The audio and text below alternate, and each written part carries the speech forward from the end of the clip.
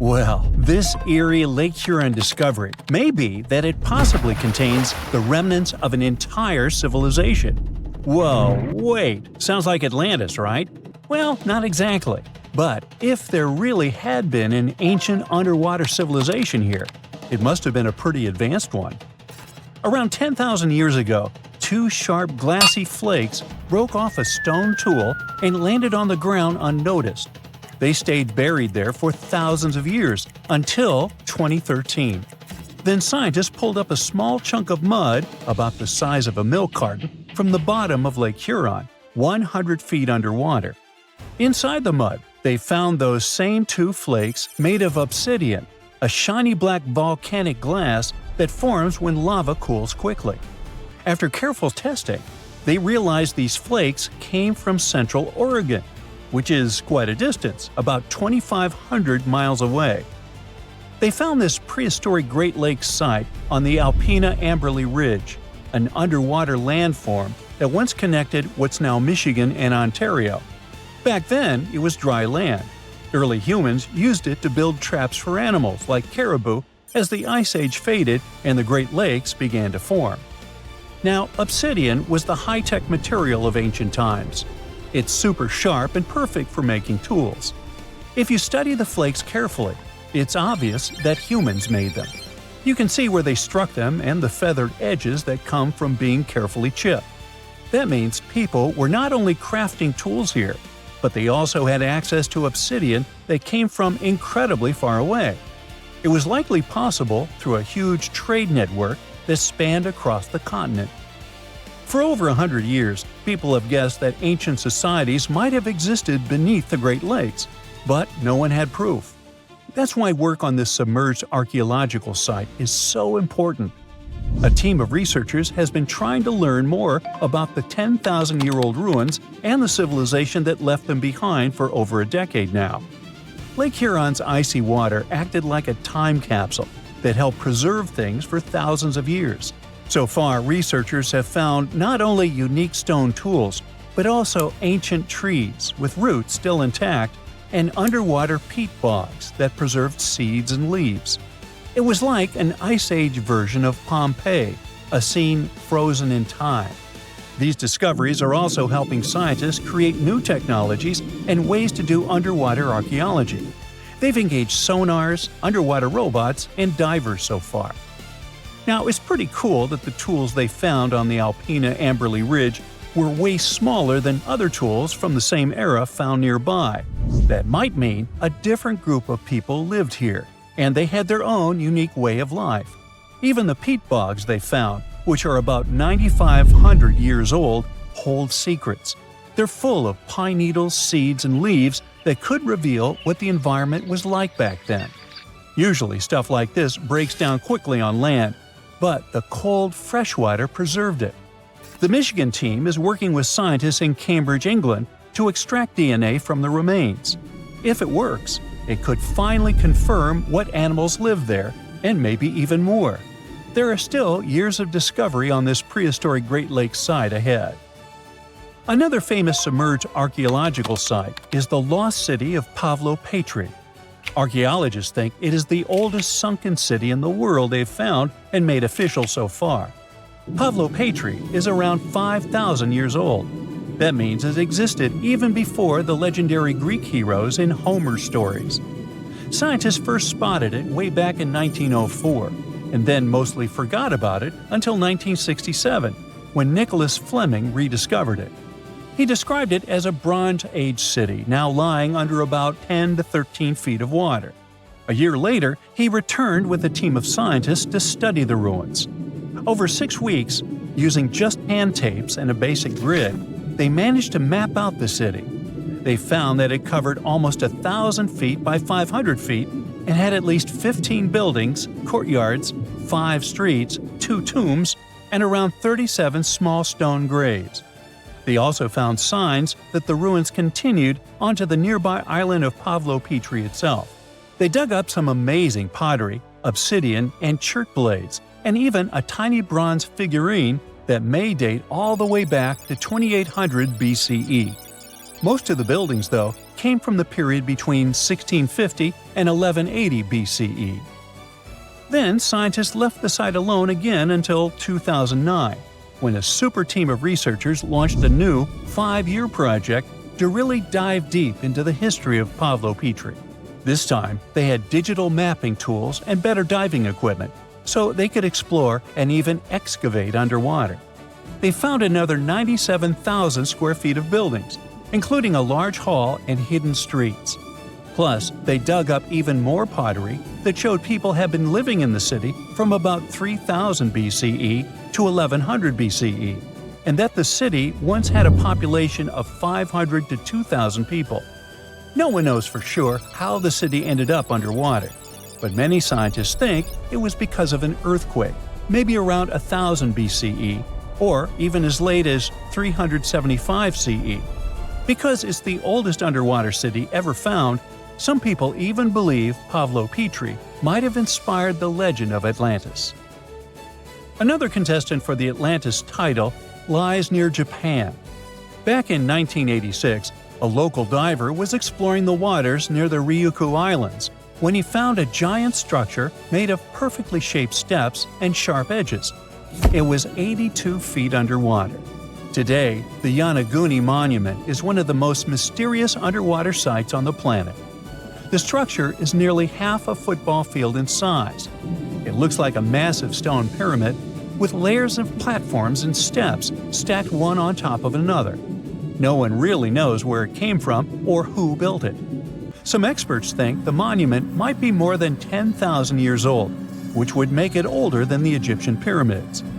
One theory is that it could be the last remains of a lost civilization called Mu, a mythical Pacific society kind of like Atlantis. Others believe an ancient culture that lived in Japan as early as 12,000 BCE might have built it. But many scientists and geologists are skeptical about this possible underwater ancient civilization, even though Yonaguni has narrow passageways, arched openings, and right angles that almost look like city blocks. They say that the site looks a lot like natural rock formations, like the Giant's Causeway in Northern Ireland, for example. The whole monument is still connected to a bigger chunk of bedrock, which means it wasn't built piece by piece. And the way the layers of rock are stacked probably has more to do with earthquakes and tectonic movement. It's located in the very active Pacific Ring of Fire. One marine geologist kept going back down there, and every time he found something new. He says he spotted tool marks in the rock, symbols carved into stone faces, and even rock formations shaped like animals. He believes these carvings point to a culture that came from mainland Asia. He said he had identified 10 different structures off Yonaguni, including a ruined castle, a triumphal arch, 5 temples, and even a huge museum. These buildings seem to be connected by roads and channels, and some parts are surrounded by what could be giant stone walls. The explorer believes the city is at least 5,000 years old, based on stalactites found in underwater caves nearby, which would have only formed after the caves flooded. His supporters say they have never seen an earthquake create shapes like this, above or below water.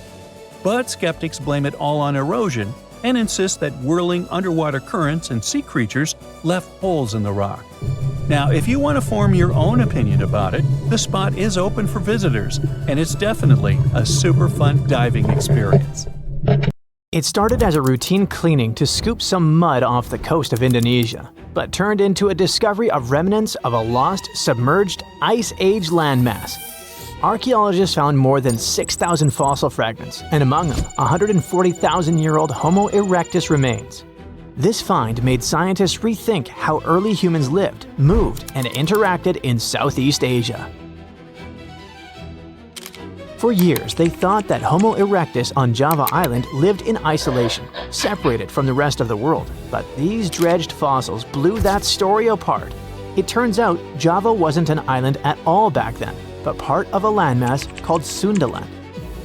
So, Southeast Asia stretched out like someone had drained the ocean, connecting Indonesia, Malaysia, Borneo, Thailand, and Vietnam into one gigantic landscape. Today's islands of Java, Sumatra, Borneo, and Bali were connected by river systems that probably looked like the Amazon, by forests where giant animals roamed, and by coastal plains that would later sink beneath the ocean when temperatures went up. And Homo erectus were not stuck. They were thriving in what honestly sounds like prehistoric bliss. Yep, it was nothing like we normally imagine Ice Age, a sort of frozen wasteland. Sea levels dropped more than 400 feet because so much water froze into glaciers. When all that water got locked up in ice, whole sections of the ocean floor popped out of the water like stepping stones. Suddenly, early humans didn't need boats. They could literally walk from what's now mainland Southeast Asia all the way to places that are islands today. They could do it while exploring and chasing herds across open land. It was sort of like a giant prehistoric highway system. That giant highway matters because it completely rewrites how early humans moved around. Instead of being trapped, Homo erectus had a whole continent to roam. They followed rivers, crossed valleys, and adapted to different environments the same way you learn shortcuts to the office or find new routes to your favorite coffee shop.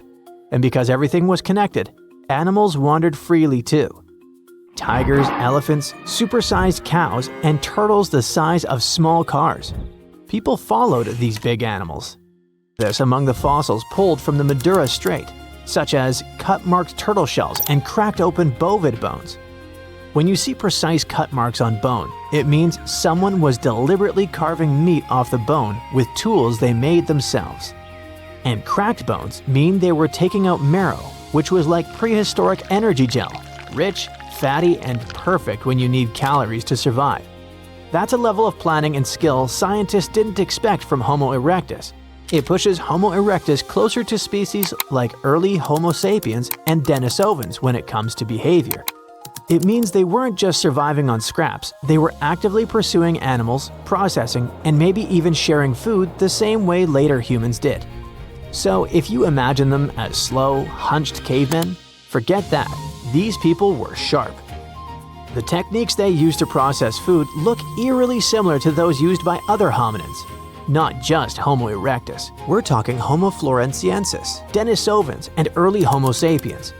That opens the door to the possibility that these groups didn't just exist side by side. They might have interacted. Maybe they traded ideas and copied techniques.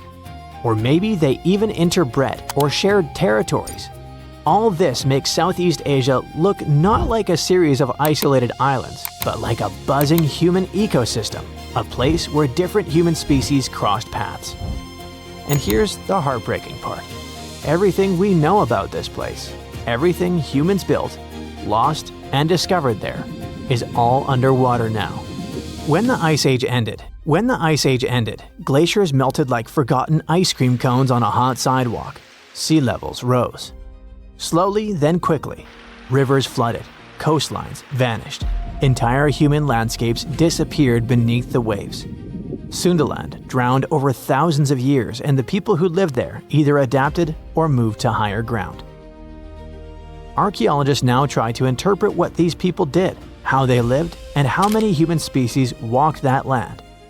Every time they pull together bone or artifact from the seabed, we get one step closer to rewriting everything we thought we knew about early human migration. And the new discovery could mean that Southeast Asia may have been just as important to human evolution as Africa, the Middle East, or Europe. Looks like Sundaland wasn't a side quest, but a real mixing zone, a place where humanity experimented, adapted, learned, and evolved. Unexpected finds like this one in Indonesia keep popping up around the world and surprising scientists. Farmers in China were hoping to scoop up bat droppings for natural fertilizers inside a narrow limestone cave. But instead, they spotted pieces of fossilized bone that looked suspiciously like parts of a human skull. This skull turned out to be ridiculously old, around 300,000 years old. Scientists eventually named the fossil Maba 1. The discovery happened way back in 1958, but ever since then, nobody could agree on which ancient human species this skull belonged to. During the late Middle Pleistocene, the world was basically a crowded highway of different ancient human species wandering around. Or just maybe, Maba 1 came from a species we've never met before. The big issue was that researchers only found part of the skull, no jaw, no other bones. So it was like trying to solve a giant puzzle with half the pieces missing. For ages, scientists guessed it might be Neanderthal. But now they've used micro-CT scanning, which is like an X-ray superpower that lets you peek inside fossils without breaking them. That's when they noticed weird tube-like structures connecting parts of the brain case, something Neanderthals basically never had. The inside shape of the skull looked way more like Homo erectus, a much older human species. But even that wasn't a perfect match. The skull's size and shape were closer to modern humans and Neanderthals, and it showed traits Homo erectus usually didn't have. For example, it had a shorter forehead area and a thickened bregma, the meeting point between two skull bones. Maba 1 also had a strange dent on the forehead, almost like a bruise frozen in time. Whatever caused it, maybe a fall, maybe anemia, it happened while the person was alive. But there was no sign of infection, so that individual probably healed and kept living after whatever hit them. So Maba 1 doesn't match any known species perfectly, but it shares features with several and has a similar mystery fossil vibe as others found across Africa. In 1976, a famous paleontologist and her team found another human-like skull in Tanzania. That skull had features that looked surprisingly similar to Homo sapiens, even though it was unbelievably old. Scientists think it may be one of the earliest examples of our species ever discovered. That means this skull could help solve one of science's biggest questions. When exactly did Homo sapiens first show up? The sediment layer where that skull was found goes all the way back to the Middle Pleistocene.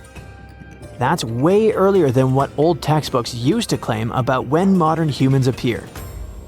And then there's the skull that turned up in Zambia's Broken Hill ore mine. Miners literally stumbled on it, plus a few other bones, completely by accident.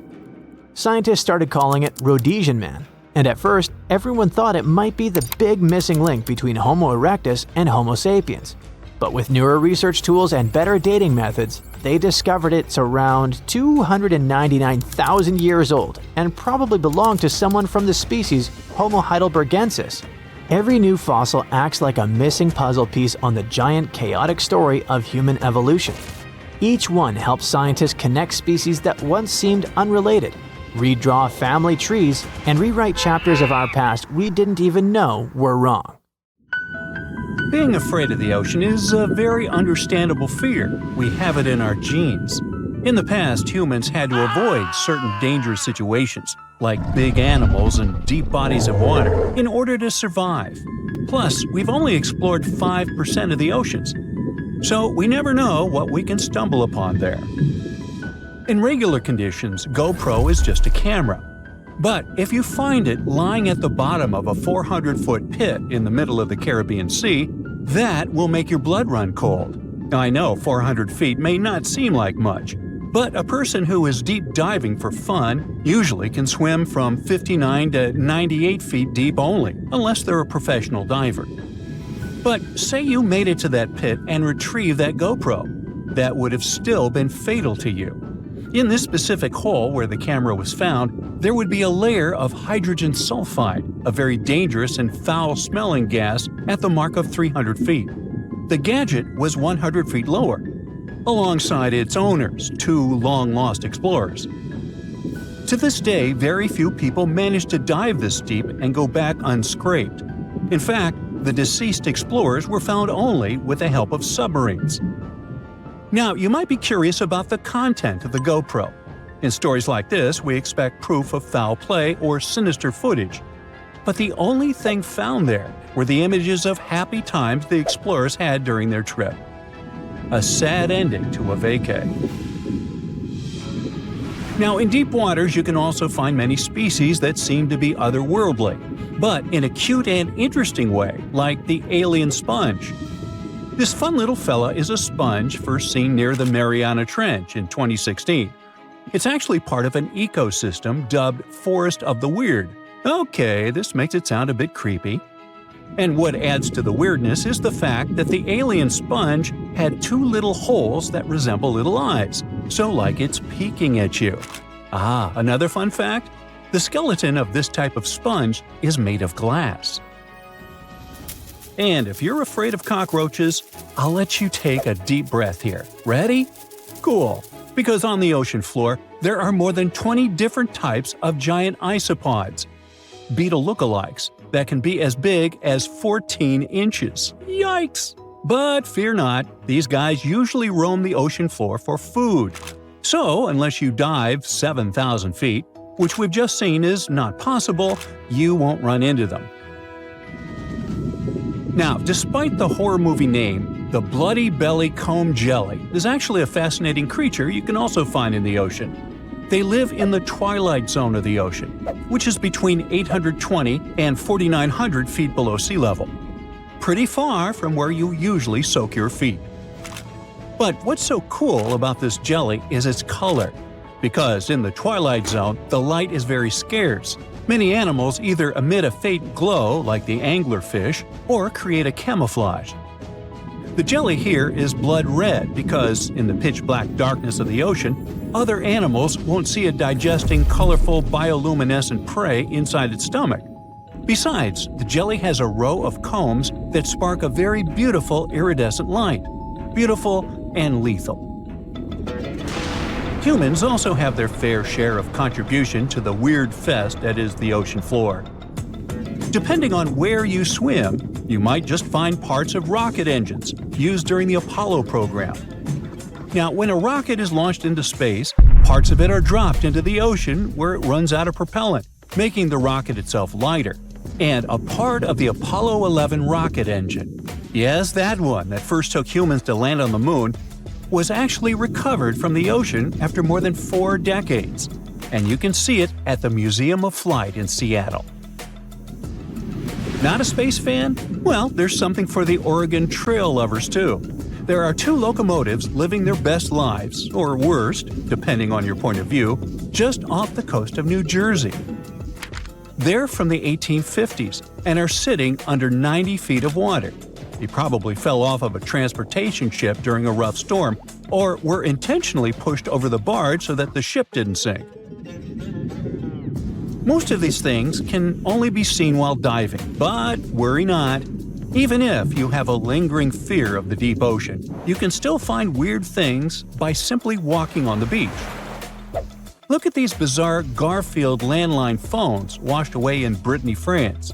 The French have been having bizarre encounters with the sarcastic orange cat since the 80s, and it took about 30 years for French farmer René Morvan to come forward with a simple explanation.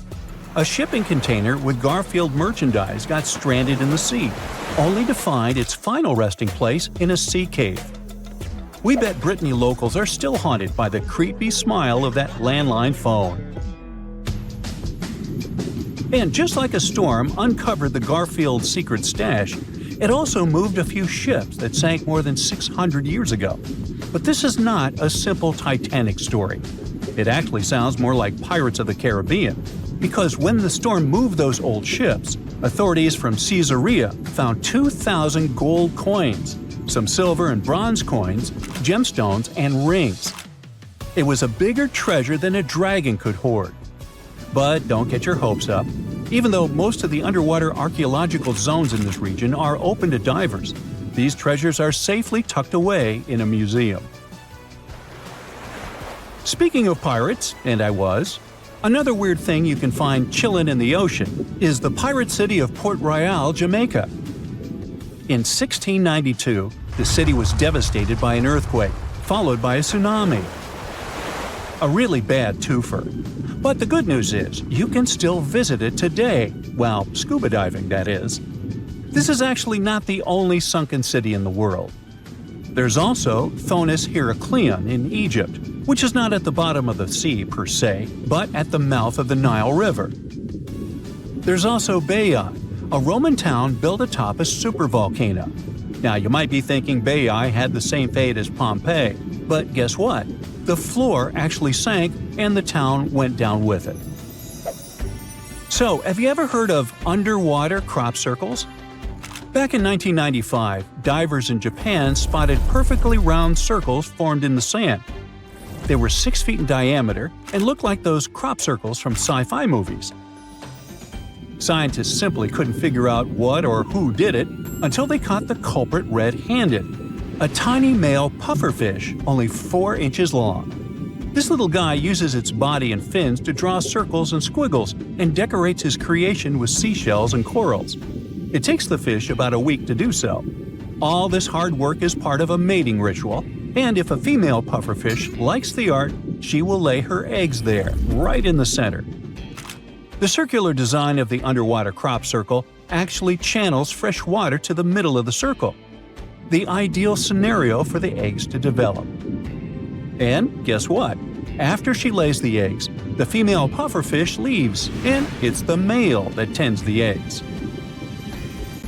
But just in case fishes are not your thing, we can also offer you a cargo of rubber duckies, turtles, beavers, and frogs, 28,000 of them to be exact. These bath toys were traveling from China to the US, but much like our friend Garfield, were caught in a storm in 1992.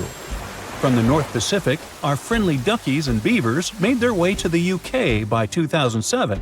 But some were bolder and traveled to Australia, Indonesia, Chile, Hawaii, and even Alaska.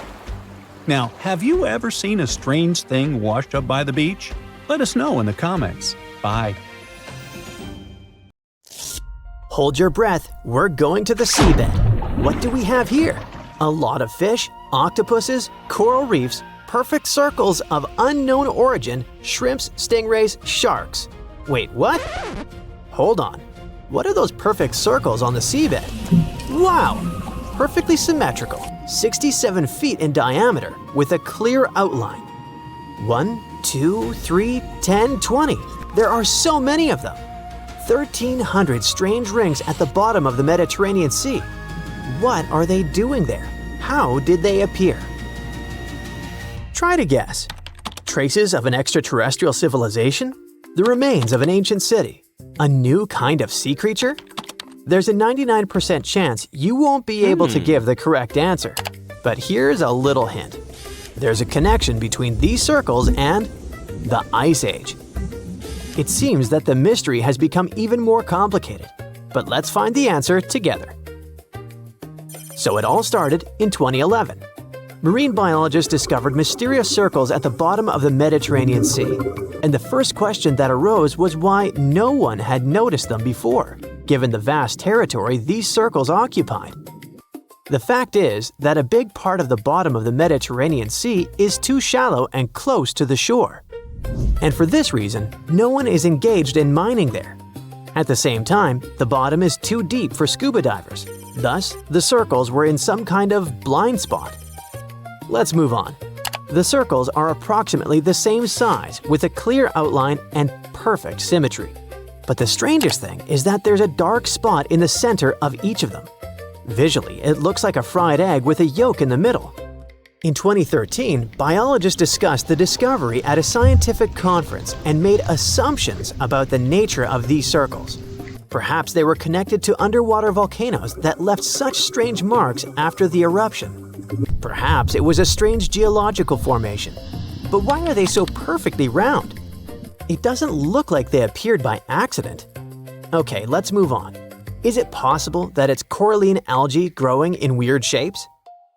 You can guess as much as you'd like, but scientists needed to go down to the bottom and study the rings up close. So they did. In the center of the ring was a large protrusion formed by red calcareous algae.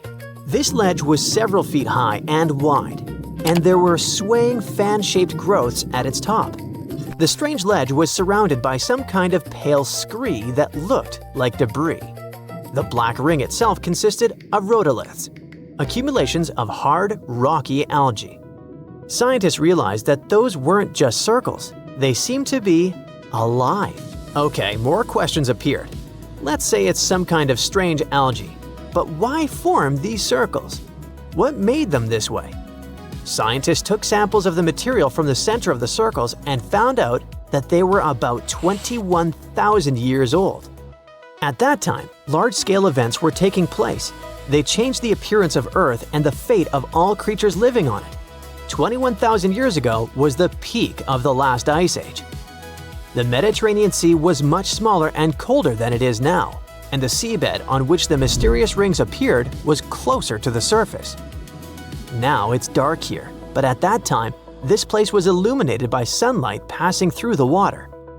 Scientists also discovered several caves with layers of sedimentary rocks near the circles. In the past, these caves were located above the coastline and were washed by waves, resulting in erosion and the appearance of these empty gaps. Now they're completely underwater.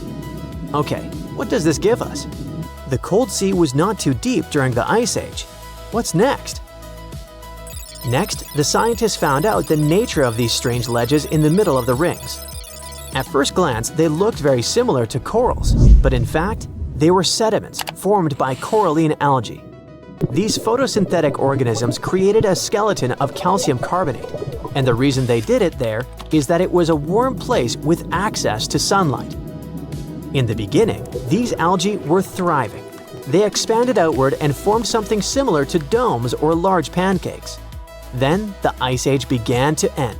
The weather became warmer, the water gradually heated up, and giant continental glaciers began to melt. A huge amount of melted ice flowed into the Mediterranean Sea. Its level rose, the bottom became deeper, and there was less and less light. The beautiful algae slowly plunged into darkness. Their domes collapsed and left behind those little ledges in the center and pieces of calcium carbonate scattered around. For thousands of years, there was nothing around those algae remains. But where did the big circles come from? After the melting of glaciers, the Mediterranean sea level stabilized about 8,000 years ago. The algae grew new layers in the form of small ledges, those swaying fan-shaped growths. This organism began to develop the pieces of calcium carbonate, and then small pieces began to roll down the ledges. They rolled in different directions, forming those perfect circles.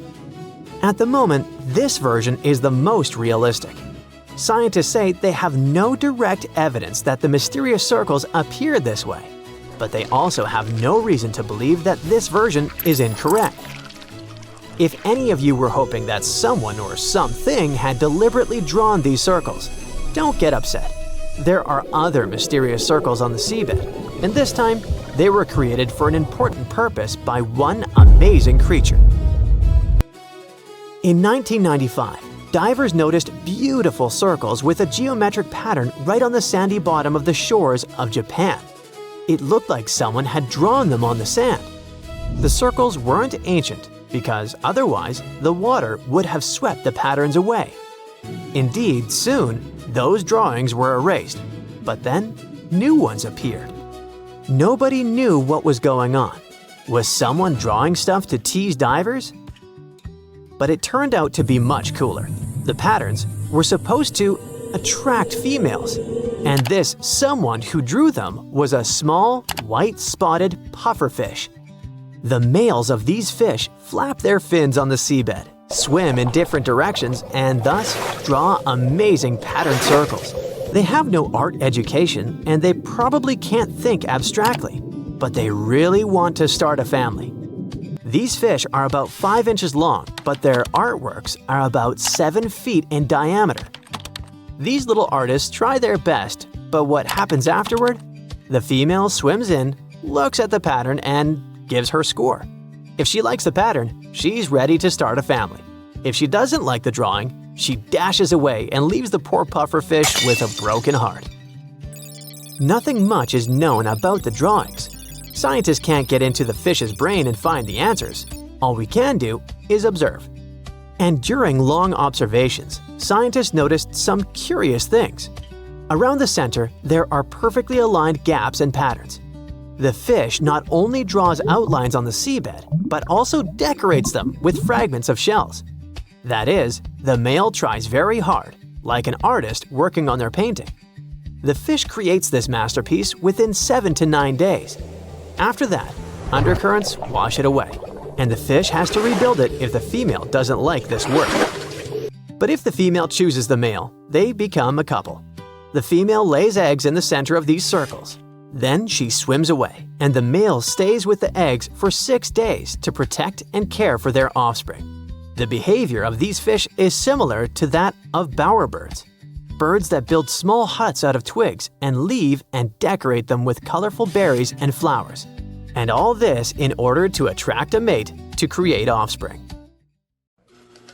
How much time passed between the inventions of the first computer and the appearance of the modern one? The first electronic computer in history is the ENIAC, Electronic Numerical Integrator and Computer. It was invented in 1945 by American scientists. But there's an older machine. It's the Babbage difference engine. English engineer Charles Babbage built it in 1822.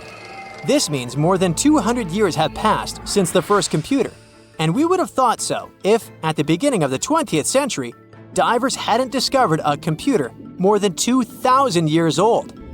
In 1900, a group of divers searched for sea sponges in the Mediterranean Sea between the island of Crete and mainland Greece. But instead of sponges, they found sunken treasure ships. It was one of the most significant archaeological finds of that time. At the bottom were Greek marble sculptures and many other artifacts. Among them, divers found a strange piece of stone the size of a large book. They ignored it and put it with other finds in the museum. A few months later, archaeologists began to study the block and discovered that a strange object with bronze gears was hidden inside it. This shocked all scientists because, according to historical data, such things could not exist in ancient Greece. The technologies of that time were not so developed. Scientists started studying this object and realized they had no idea what it was. They called it the Antikythera mechanism, and they had been trying to unravel its purpose for over 100 years. The fragility of the object added complexity. It had been underwater for a millennia. Its internal instruments were damaged, and when scientists touched them, they fell apart. Over many years of research, the object has split into 82 fragments, becoming a real puzzle for scientists worldwide. They found out that it was a machine designed for astronomical calculations. With the help of X-rays, computer tomography, and virtual modeling, people could partially recreate the image of the mechanism. It was a complex structure consisting of 30 rotating gears that turned the dial. The whole mechanism was set in motion with a hand crank.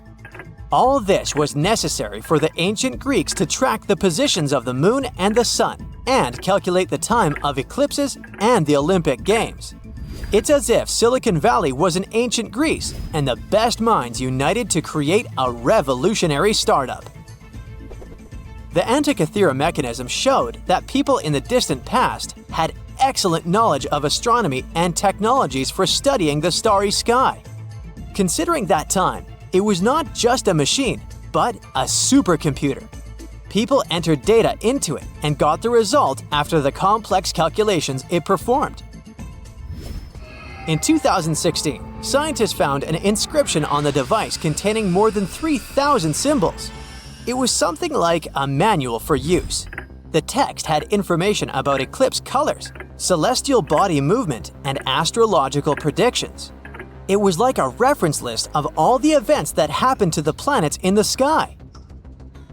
The Greeks realized that all astronomical bodies in the starry sky moved along the same routes. That is, they had orbits close to the plane of motion of our planet around the sun. Ancient astronomers couldn't calculate the path of their movement, so they created the Antikythera mechanism. This was one of its main functions. The researchers found confirmation of this version in the words of the Roman lawyer Cicero. In one of his quotes, there was a mention of a computing machine created by mathematician Archimedes.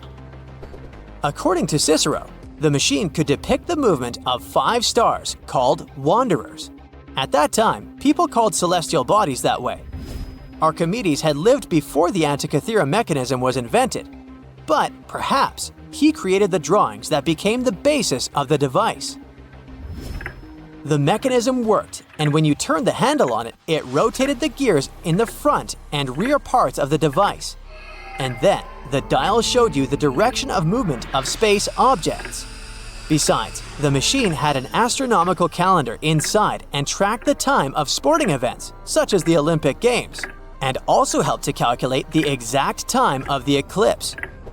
Apparently, the Antikythera mechanism was something like a powerful organizer used by scientists or wealthy citizens of Greece. But what is most unusual is that its creator probably installed the function that changed the observation properties depending on the observer's location. This means that ancient astronomers had to enter different coordinates in different areas for the correct result. NASA computers can do all these things today. These expensive multi-million-dollar devices work with electricity, chips, processors, and thousands of other things.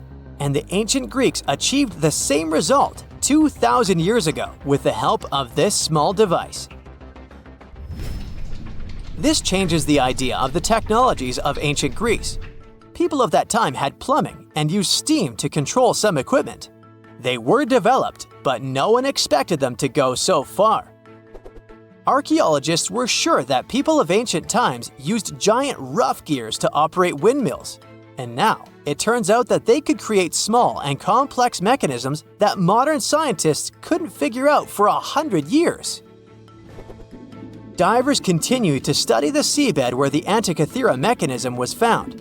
They have already found other items, such as nails from the ship and a bronze ring. Such underwater excavations are dangerous and complicated, so the research takes a long time. Experts think that the Antikythera mechanism was not a single copy. Perhaps the ancient Greeks made the same or similar machines. Maybe they're hidden somewhere or were melted down to create something else. In those days, bronze was a costly metal, so when ancient astronomical computers broke down, people could melt them and sell the metal.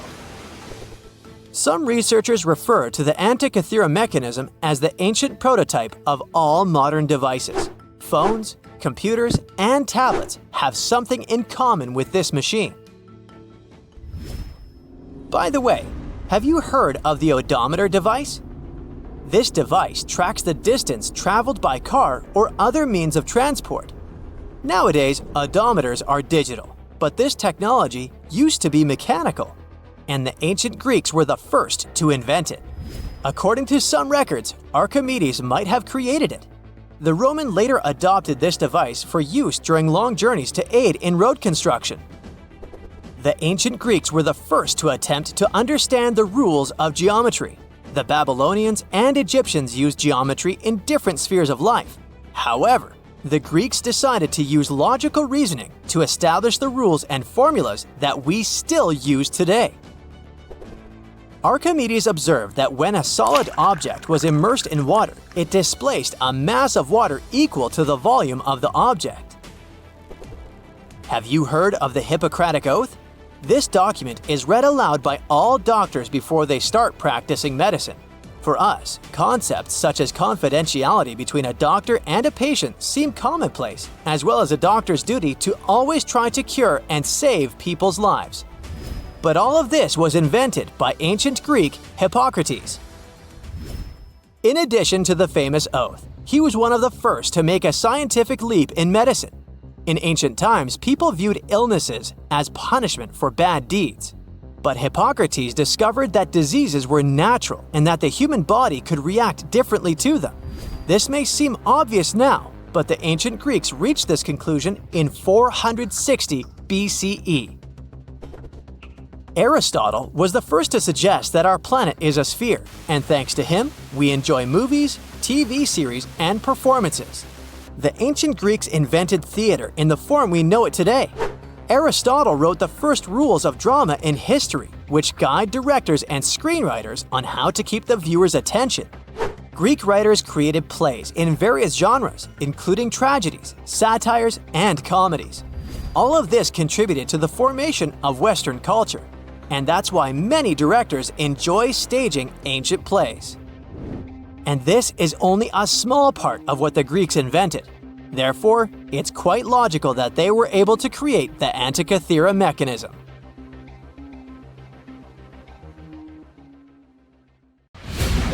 divers have found something incredible in a Florida sinkhole, and it was… Stop, we need to leave a warning here. You're about to hear some pretty unusual scientific information. This knowledge will make you the smarty pants in your friend group. But there's also a risk that they'll look at you as a nerd. So perhaps it would be better for you to keep this knowledge a secret. In any case, it won't be superfluous.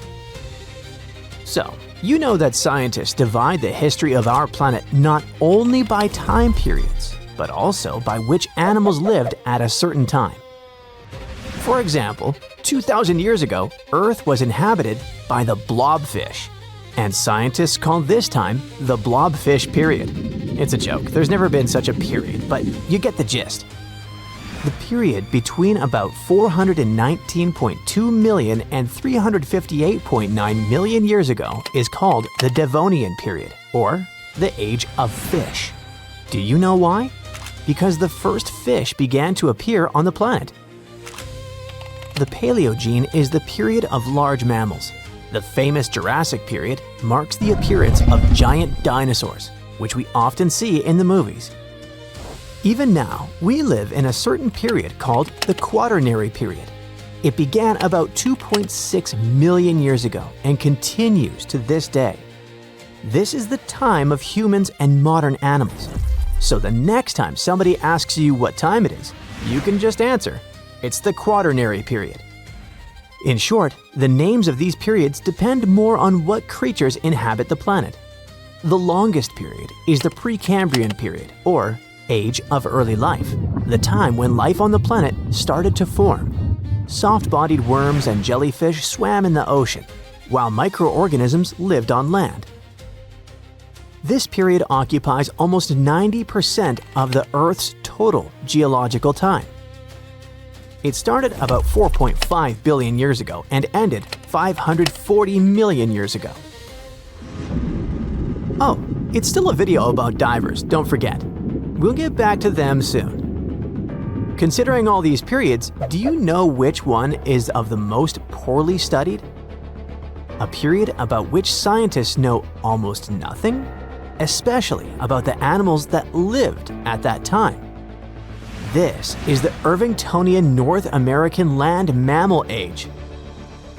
It lasted from about 1.6 million to 250,000 years ago. Scientists have very few fossils that belong to this time, but recently, everything has changed.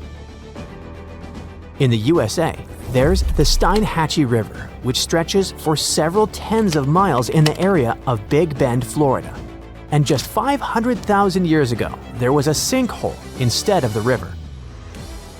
This is a hole in the ground that forms when water dissolves the upper rock. This rock is often limestone. Sinkholes appear in places with a lot of precipitation. Sometimes these pits can be invisible.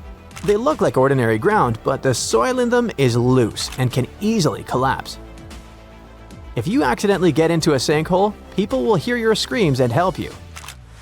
But in the distant past, about 500,000 years ago, when animals got there, they couldn't get out of the pit, so it became their grave. After many years, a river appeared here, and then several fossil collectors decided to check out this place and discovered a real paleontological treasure in it. They plunged into the river and reached the bottom. There, in the murky water, they saw horse teeth sticking out of the sediment. It'd be pretty scary to find for many of us, but for these guys, it was the jackpot. After the teeth, they found a hoof shaft and the skull of an unusual animal. At that moment, the collectors realized they had made a major discovery. Over the years, the sinkhole at this place had been filled with sedimentary rocks. Then, the river compacted all this mass, which made it possible to keep everything inside the sinkhole in good condition. Many animals got trapped in this pit 500,000 years ago, and only now have people managed to get them out. More precisely, what's left of them. Divers have found more than 500 fossils belonging to ancient animals, including unknown species. They got well-preserved bones of ancient horses, giant armadillos, sloths, and a new species of tapir. The Florida Museum examined the remains and determined that they belonged to the poorly studied Irvingtonian North American land mammal age. Most of all, scientists were struck by two finds in this collection.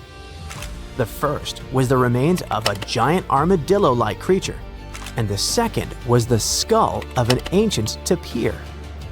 In case you didn't know, this is a very cute pig-like mammal that has a short trunk like an elephant. Divers in Florida found the remains of a distant ancestor of this animal, which may be a new unknown species. Most of the fossils in this sinkhole belong to early Caballine horses, a subgroup that includes modern domestic horses. The remains of horses are so well preserved that scientists have seen signs of wear on their teeth. This will allow experts to understand the diet of these ancient creatures. We often hear news about people finding the remains of ancient animals or dinosaurs in caves, ravines, or at the bottom of lakes. But imagine if they found such remains in a museum. It all started in the early 2000s, north of the Florida border in southwest Georgia. There was a mine where workers mined clay. One day, they found the remains of some ancient animals and gave them to the Florida Museum of Natural History. There, these remains lay in storage, waiting in the wings. And then one day, some guy started sorting them out and noticed a mysterious vertebra of an unknown animal.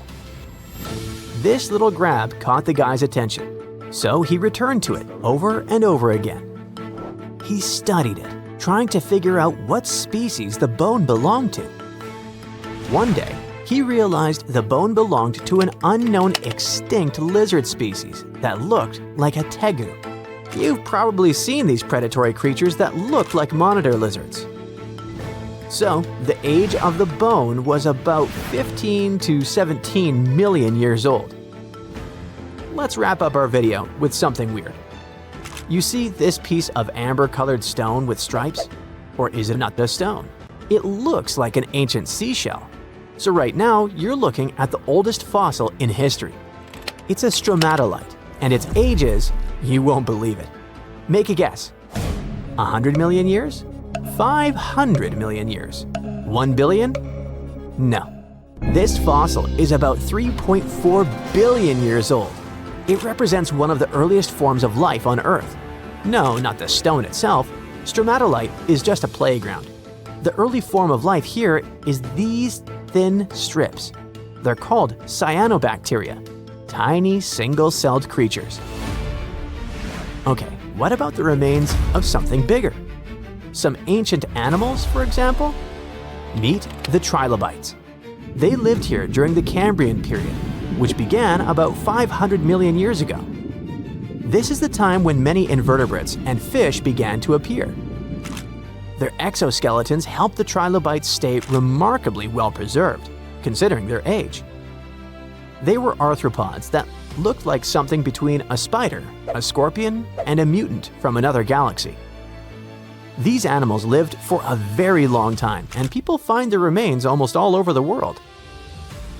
They appeared at the very beginning of the Cambrian period, survived it, and became extinct at the end of the Permian period. During the Permian mass extinction, when about 90% of all living beings were wiped off the face of the Earth. These creatures swam in open water, burrowed into the seafloor, or crawled along it. They lived like predators and scavengers. The front of the animal was protected by a strong head shield. It had crescent-shaped eyes and a calcified plate on its lower body. This plate covered its esophagus and mouth. It had several pairs of legs growing from its body. The trilobite could also curl up into a ball, like a woodlouse.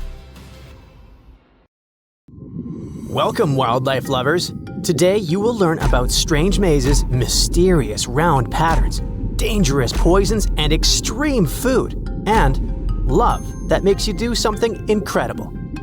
And all these things are united by fish.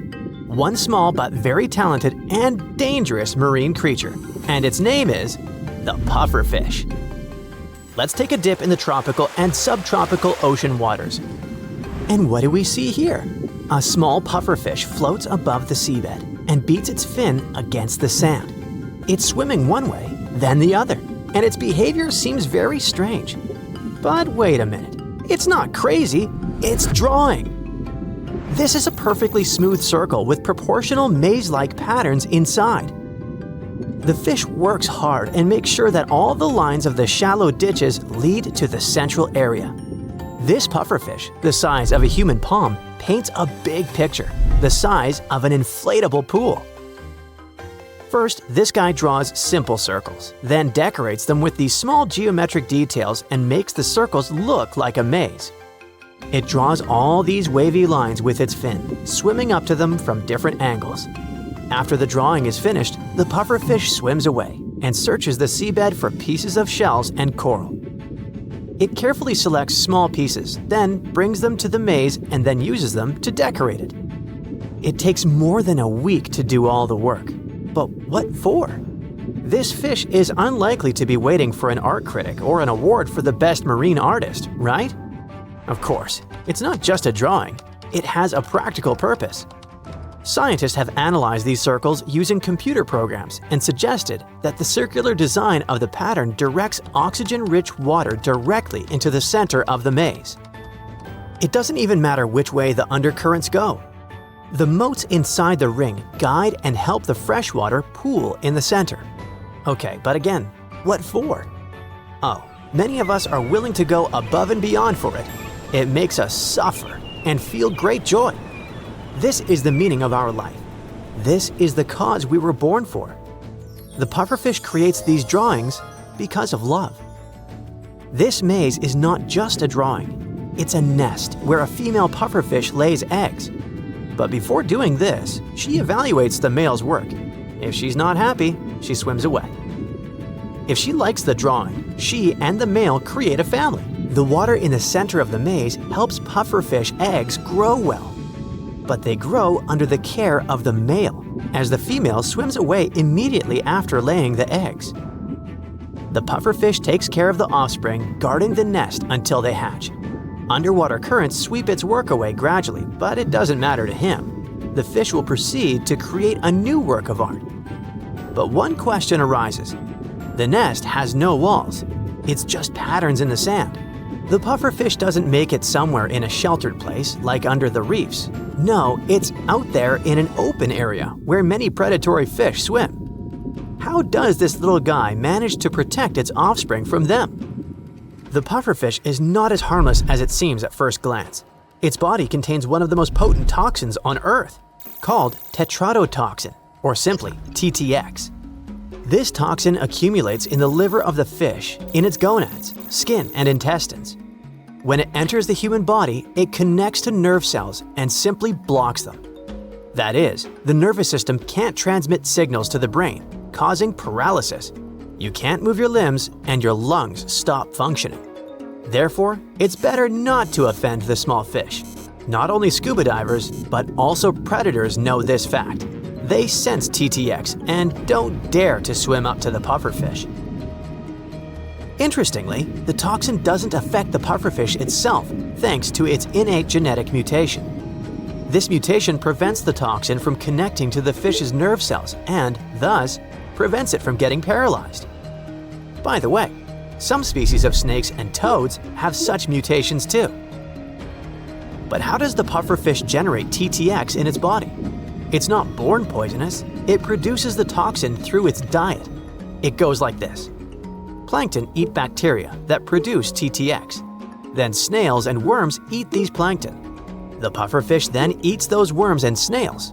Over time, the fish accumulates this toxin in the liver and ovaries, but it also permeates other parts of its body, depending on the type of pufferfish. Predators avoid not only these fish, but also all kinds of food that are filled with this toxin. That's why pufferfish can easily find food and are not afraid of anyone. And this is also the reason why it's so easy for them to guard their offspring. Interestingly, pufferfish males love the smell of the toxin, and females smear their eggs with this substance to scare off enemies. And while the whole ocean is afraid to approach the pufferfish, one creature is trying to catch it to eat. And this creature is human.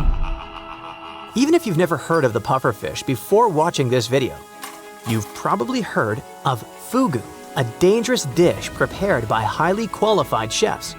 Cooked fugu is one of the most dangerous dishes on the planet. There have been cases when people paid a lot of money to try this delicacy, but didn't survive this experience because the chef made a mistake. Tetrodotoxin is colorless and odorless, and even when you cook fish at high temperatures, the poison doesn't lose its properties. But this only applies to those fish that live in the ocean. On special farms where pufferfish don't eat toxin-filled food, they're completely harmless. So if someone offers you a fugu dish, always ask where the chef got the pufferfish from. Most often, people get poisoned by this fish when they come to eateries where so-called chefs cook the dish incorrectly. Don't do that. There are specialized restaurants where only trained professionals work. Such chefs undergo rigorous training and take an exam to show that they can safely cook this dish. They make it hundreds of times before being allowed to serve it to people. Such training costs thousands of dollars, so it's no wonder that fugu is so expensive. One wrong knife movement and the dish is infused with poison. The main goal during the preparation of this dish is to remove all traces of the toxin. It permeates almost the entire body except the meat itself. Cooks, like jewelers, should carefully separate this meat from the internal organs. The knife mustn't touch the liver and ovaries, which contain the largest amount of the poison. If the toxin drips onto the meat, the fish is spoiled. It seems simple, but chefs train for 4 to 6 years to learn to cook this dish properly. Then, when the fugu is ready, the chef carefully spreads out raw, thin slices of meat in the shape of a flower. The dish is served mainly in the winter because pufferfish become fatter during the cold season, so it has more meat. Chefs spend years training to cut it properly. Restaurants spend a lot of money on teaching them. And even after that, this fish is still dangerous to eat. So, is it worth it? People say the fish has a very delicate jelly-like texture and doesn't have that typical fishy smell. In short, it's a real delicacy. But don't try to cook it on your own. You're definitely not gonna make it. If you start feeling any tingling, numbness, or even paralysis while eating fugu, get help right away. You still have a chance to survive if you've consumed just a tiny dose of poison. Remember, there's no antidote, so think a few times before agreeing to eat this delicacy, even in certified restaurants. This amazing story, dear viewers, starts with a maze on the seabed and ends in an expensive restaurant. This little fish, which tries its best to make a beautiful nest, hardly expects that somewhere up there, people would want to spend thousands of dollars to taste it.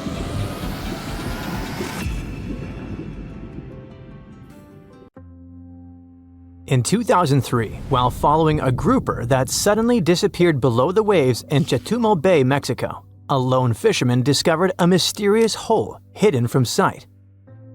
More than a decade later, his son returned with researchers to take a closer look.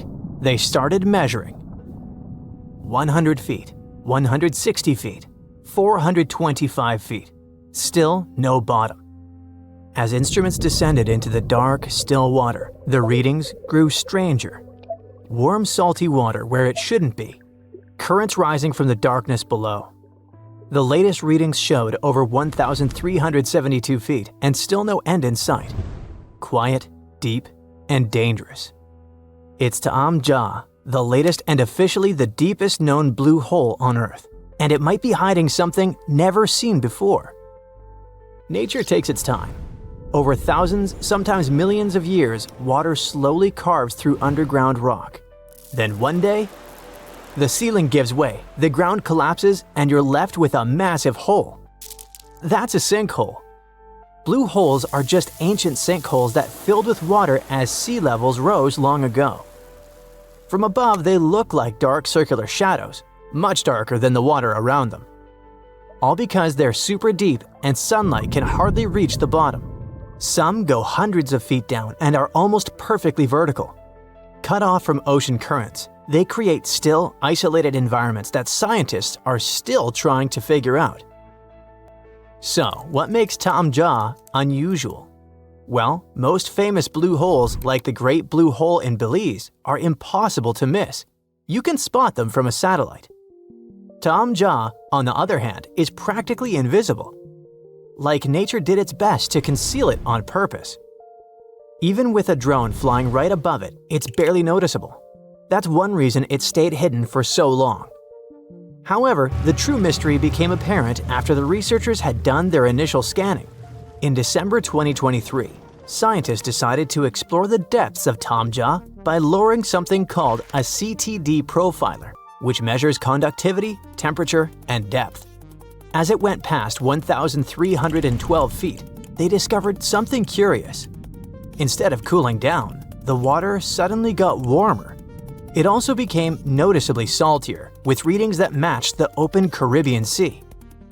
But wait, Chetumal Bay is already part of the Caribbean, so what's the big deal? Well, Tamja is tucked far into the bay, and its depth is unusual for such a calm, protected environment. What surprises scientists is that water deep inside the sinkhole has the same temperature and salinity as the open ocean, even though it's cut off from it horizontally. What this means is that there could be subterranean tunnels or fractures connecting the deep hole to open seawater, not through the surface, but beneath the rock. Kind of like a secret pipe network, possibly dating back to the time of asteroid impacts.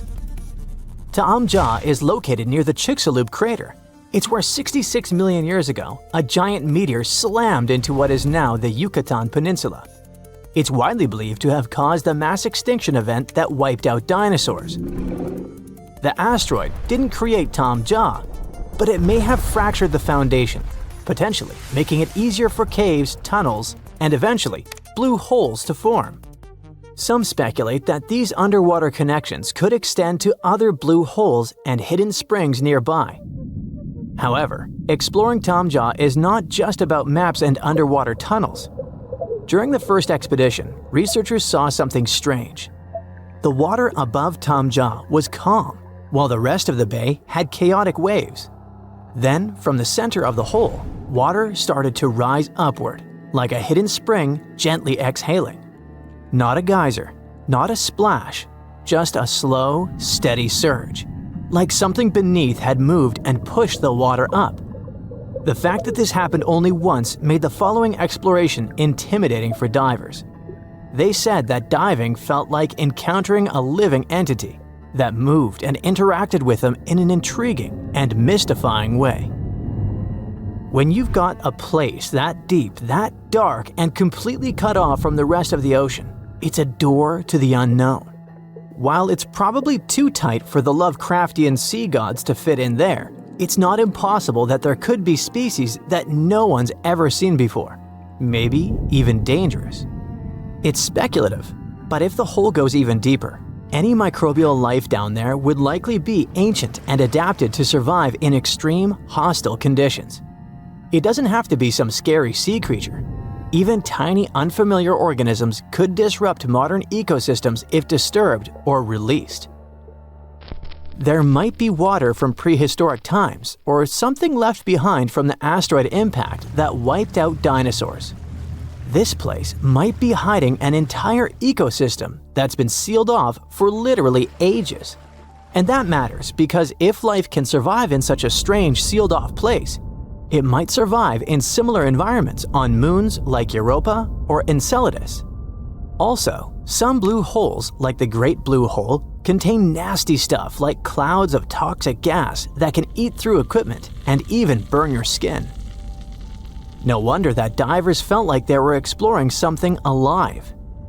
Now, if you're wondering whether you can rent diving gear and actually go and explore this hole, the answer is no.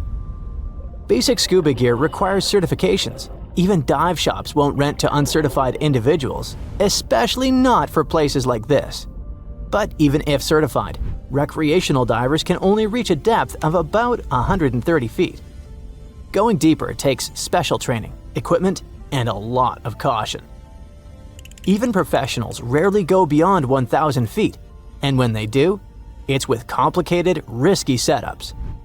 At these depths, water pressure becomes a major obstacle, enough to crush most equipment not built specifically for it. So for now, Tamja remains a mystery that's impossible to uncover while diving. The next stop is most likely sending an ROV, a remotely operated submarine equipped with cameras, arms, and sensors. It can go much deeper than any diver and stay down there longer. ROVs could help uncover layers of fossils, strange chemical zones, and even clues about past climate change. In most of the blue holes, it's possible to find life, sponges, corals, or fish. But the deeper you go, the more oxygen levels drop, which makes it hard for organisms to survive, even though some microbes live there. Among the few creatures found, there are shelled single-celled organisms called foraminifera and tiny worm-like nematodes.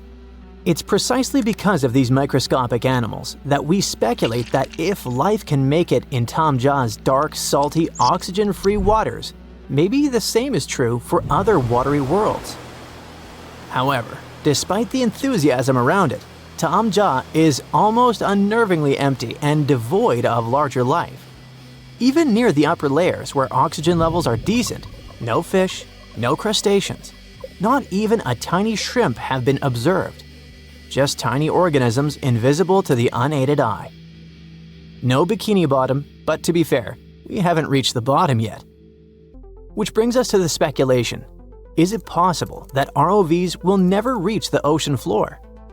The hole might be deeper than we expect or shaped in a way that makes it hard for our equipment to get accurate readings. It might have side tunnels, ledges, or twists that throw things off. It could also be that the walls are too unstable or the pressure and water chemistry mess with the sensors. In a way, it's like playing an underwater level in slow motion with a robot that can grab things and get damaged.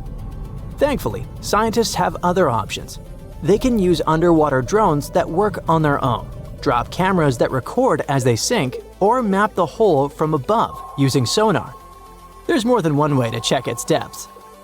Even with all our technology, there are still places on Earth we haven't explored. We've actually mapped more of Mars than the ocean floor. Spacecraft can scan the entire planet while seafloor mapping is slow, costly, and limited by darkness and pressure. Still, Tamja holds the record for the world's deepest blue hole, for now.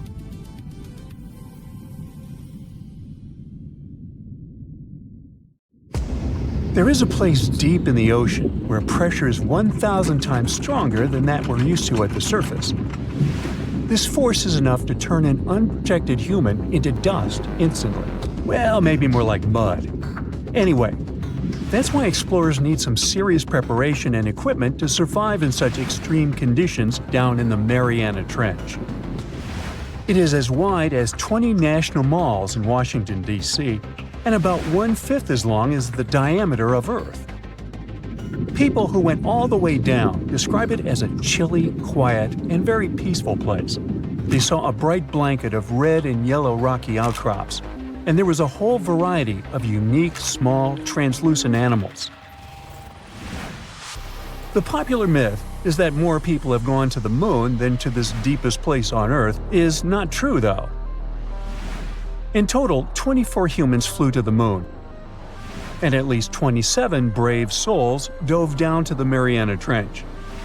Most of them were explorers and not proper scientists. They just go there for the thrills and also to collect video evidence of different wildlife, geological formations, and human-made objects. Humans started traveling around space and into the ocean depths at around the same time. The first moon landing was in 1969. And the first person to go down the Challenger Deep, the deepest part of the Mariana Trench, did so in 1960.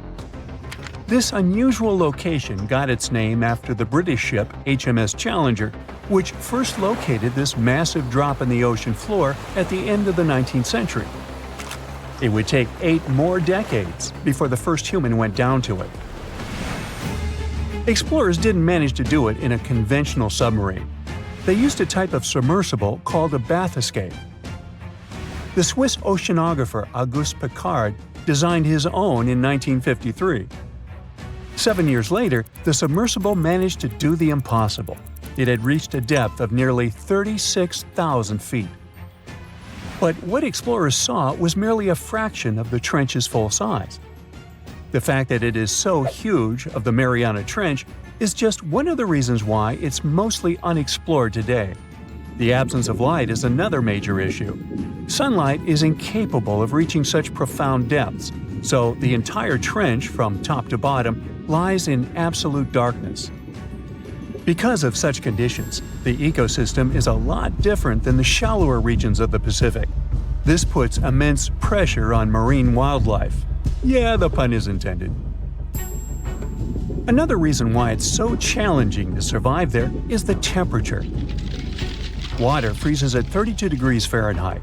At the bottom of the Mariana Trench, the ocean is just a couple of degrees above freezing. One of the factors that hasn't let this area turn into a giant icicle is the fact that salt water has a slightly lower freezing point. The other reason is geothermal energy that warms the ground at the bottom of these just enough for it not to freeze. That's why submersibles need to have proper insulation to navigate these icy conditions. When they reach the bottom, researchers find out that this desolate and harsh climate is home to several animal species. They encountered arrow-toothed eels, snailfish, and spoonworms at various depths. There were even strange-looking translucent sea cucumbers and shrimp-like amphipods. The biggest surprise was microbial mats thriving on methane and hydrogen from the mud. Among the species, the Mariana snailfish looks like a master of the environment that can go farther and deeper into the trench to feed on prey than its competitors.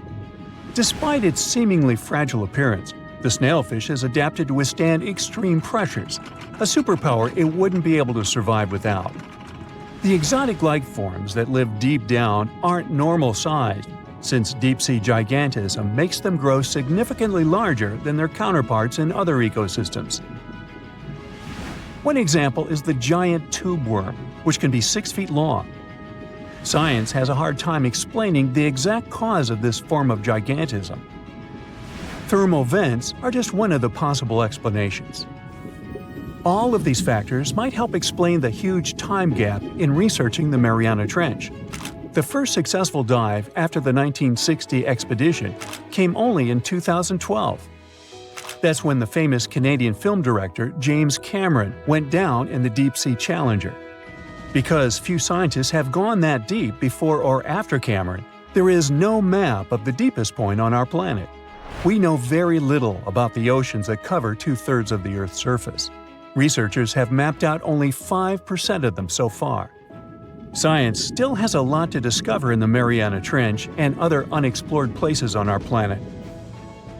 The Amazon rainforest stands as the best example of the world's most unexplored regions. The list of reasons why this part of South America is unknown starts with its wildlife. Jaguars, anacondas, piranhas, black caimans, and Brazilian wandering spiders are just some of the creatures that pose a risk for researchers. Relentless year-round rainfall induces heavy flooding. Add to all this some treacherous river currents, and you can see why scientists have mapped such a small percentage of the Amazon to date. In just one region of Brazil, near Peru, there are at least 14 tribes that have never had contact with the outside world. The national authorities intend to keep it that way. Isolation of these indigenous people is the best way to protect their future. The same goes for a remote island in the Indian Ocean. After the tragic tsunami of 2004, helicopters flew over North Sentinel Island to make sure its inhabitants were alive and well.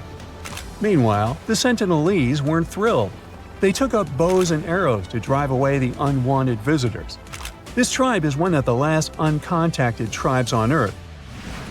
Although anthropologists and filmmakers visited the island in the late 1960s, we still don't know much about its indigenous population.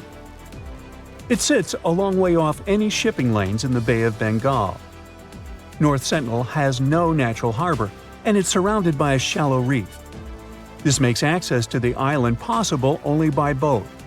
The Indian officials who lay claim to the island have prohibited outsiders from visiting the island for safety reasons. The estimates on how many people inhabit the island vary significantly, from as few as 15 to as many as 500. The island is not tiny. It's about 5 times as big as London's Heathrow Airport. Apart from occasional contact during the past 2 centuries, the Sentinelese must have been isolated for a long time. They are related to other indigenous groups in the Andaman Islands, but their neighbors cannot understand a word of their language. The continent of Antarctica has no permanent human settlements at all. The only people who periodically live there are international scientists.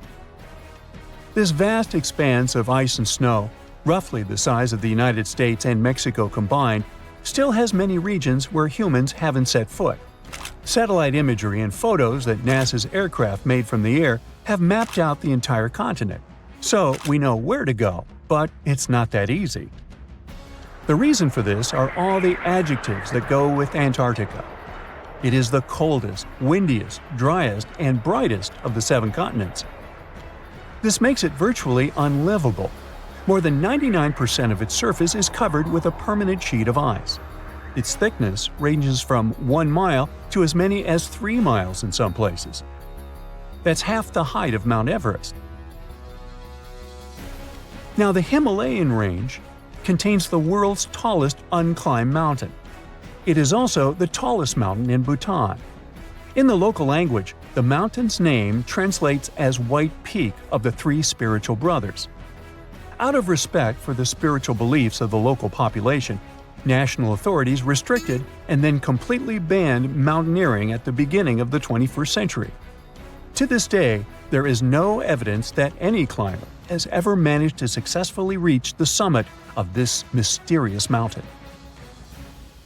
There's a lake in the heart of Asia that holds 1/5 of all the world's liquid freshwater. It's more than all the 5 Great Lakes have together.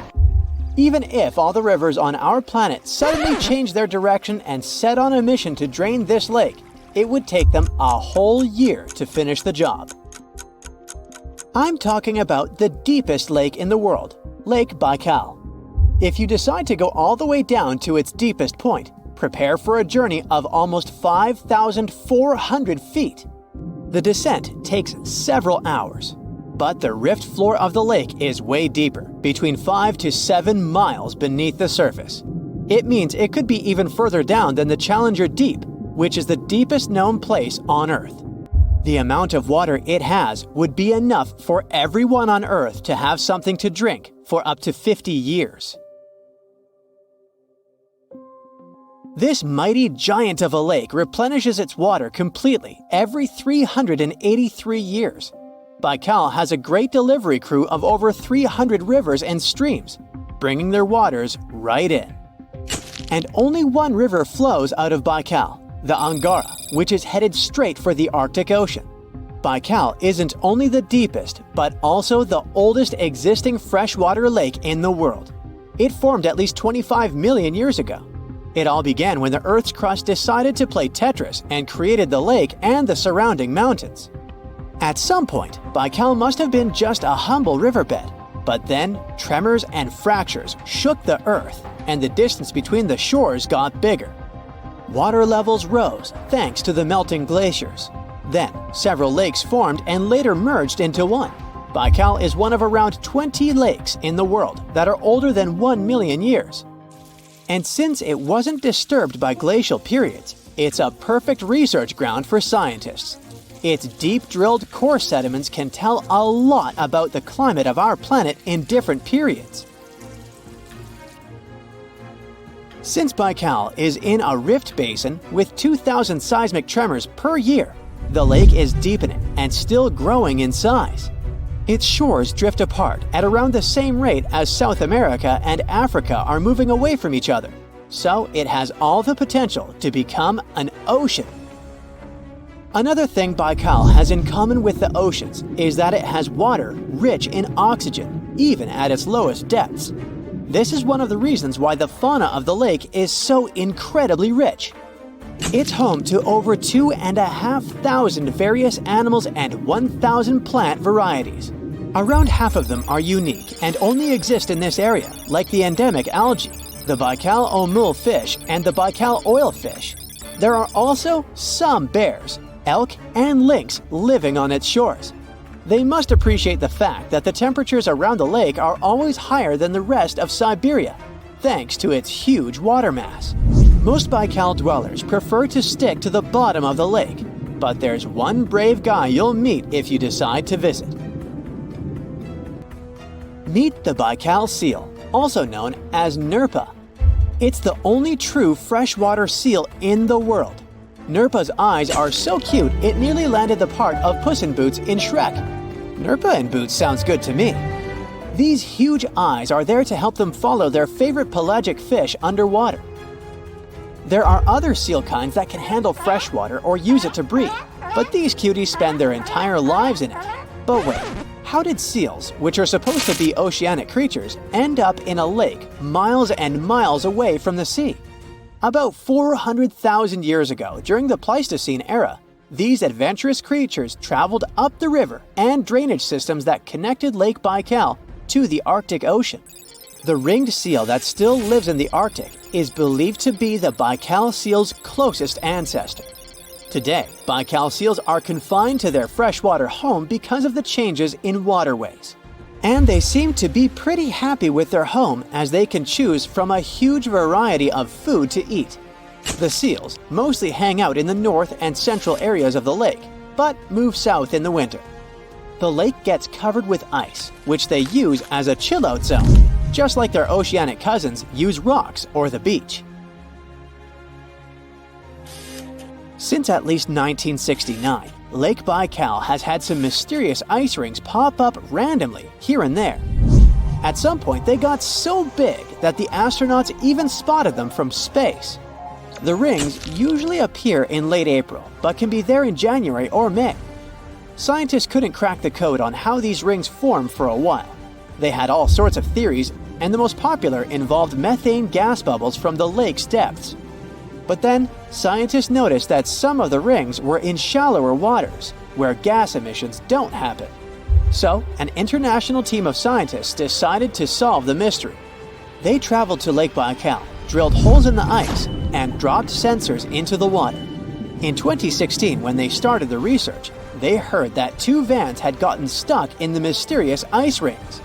Once they had analyzed the data from the sensors, it turned out that the secret behind the rings was warm eddies flowing clockwise under its ice cover.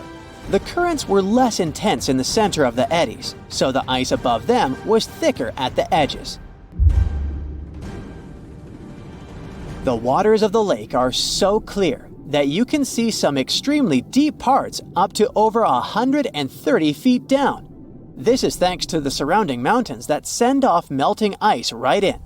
Plankton that live in the lake also helps clean the floating debris. When this crystal clear water freezes, it forms an unusually thick and see-through layer of ice. The wind likes to play sculptor on Baikal and creates one-of-a-kind pieces of art here. It picks up water, which, of course, freezes into the most unusual designs. Frozen bubbles and icicles you've never seen before. The location and geography of the lakes and the cycles of melting and refreezing create the perfect conditions for this ice workshop. And you can even see rocks that seem to be floating. The bottom of the rock freezes to the surface of the ice. Then, the strong winds wear away the surroundings, leaving a perfect pedestal for the rock. If you think the floating rocks look eerie, how about Baikal's version of the Loch Ness Monster? The local Buryat people have a legend about the water dragon master that lives in the lake. A dragon is believed to be the most powerful creature living on Earth in Asian mythology. They believe there are 4 dragons living in the 4 seas, each responsible for one of the cardinal directions. Baikal is the North Sea in this story. The image of this dragon is supposedly etched in ancient petroglyphs on the cliffs of Baikal. There's also a hefty stone slab that looks like a monument dated back to somewhere between the 3rd and the 9th century BCE, depicting a mysterious water monster. Imagine the stories this stone could tell, echoing the whispers of a bygone era and leaving us to unravel the enigma of the Baikal cliffs. The legend says that a local warrior was chasing the dragon. He finally reached the largest Baikal island of Alkan. He was ready to face and defeat the dragon, but the beast turned into a beautiful girl, and they got married. That's one unusual twist to a classic defeat the dragon and take the girl story. So, local legends describe that dragon as a giant sturgeon with an almost gator-like snout and armored body. In reality, the mythical monster must be one of the many huge fish living in the lake. They can afford to grow to several feet in length thanks to the high levels of oxygen in the water. Beluga sturgeon can weigh several thousands of pounds, lives up to 50 or 60 years, and never stops growing. The lost city of Atlantis may have actually been found. No, really. Two researchers were working in the waters off the coast of Cuba when they discovered the ruins of what looked like an ancient submerged city. That happened about 20 years ago, and yet no one really talks about it today. It's like the authorities just took the research, locked it away in some top-secret room, and decided no one else should know about it. But why? Well, I'm going to tell you. Back in 2001, Paulina Zalitsky, a marine engineer, and her husband, Paul Weinswig, were hired to explore the waters off Cuba's western coast. They had two main objectives: to search for old shipwrecks, possibly hiding treasures like gold and jewels, and to locate valuable oil and natural gas deposits deep underwater. They were using a sonar. Basically, this equipment is like a sound-based radar. It sends out sound waves underwater, and when those waves hit something, like a sunken ship, they bounce back. The system can figure out where and how far the object is just by listening to the echo. So, the couple was scanning the seafloor with this equipment more than 2,000 feet below the surface. And then, out of nowhere, they found something way more interesting than gold or oil. They found stones. Not just any stones. I'm talking huge, perfectly arranged stones. Kind of like a mini version of the pyramid at Chichen Itza. Or even better, like a bunch of tiny submerged Chichen Itzas. Yep, they saw that. Or at least, they think they did. The thing is, sonar doesn't work like a camera. It definitely doesn't record video or take actual pictures underwater. What it does do is create images using sound. And those images are usually just outlines or shapes, kind of like a blurry black and white sketch. It shows you where things are, but not exactly what they look like. And that's exactly what happened back then.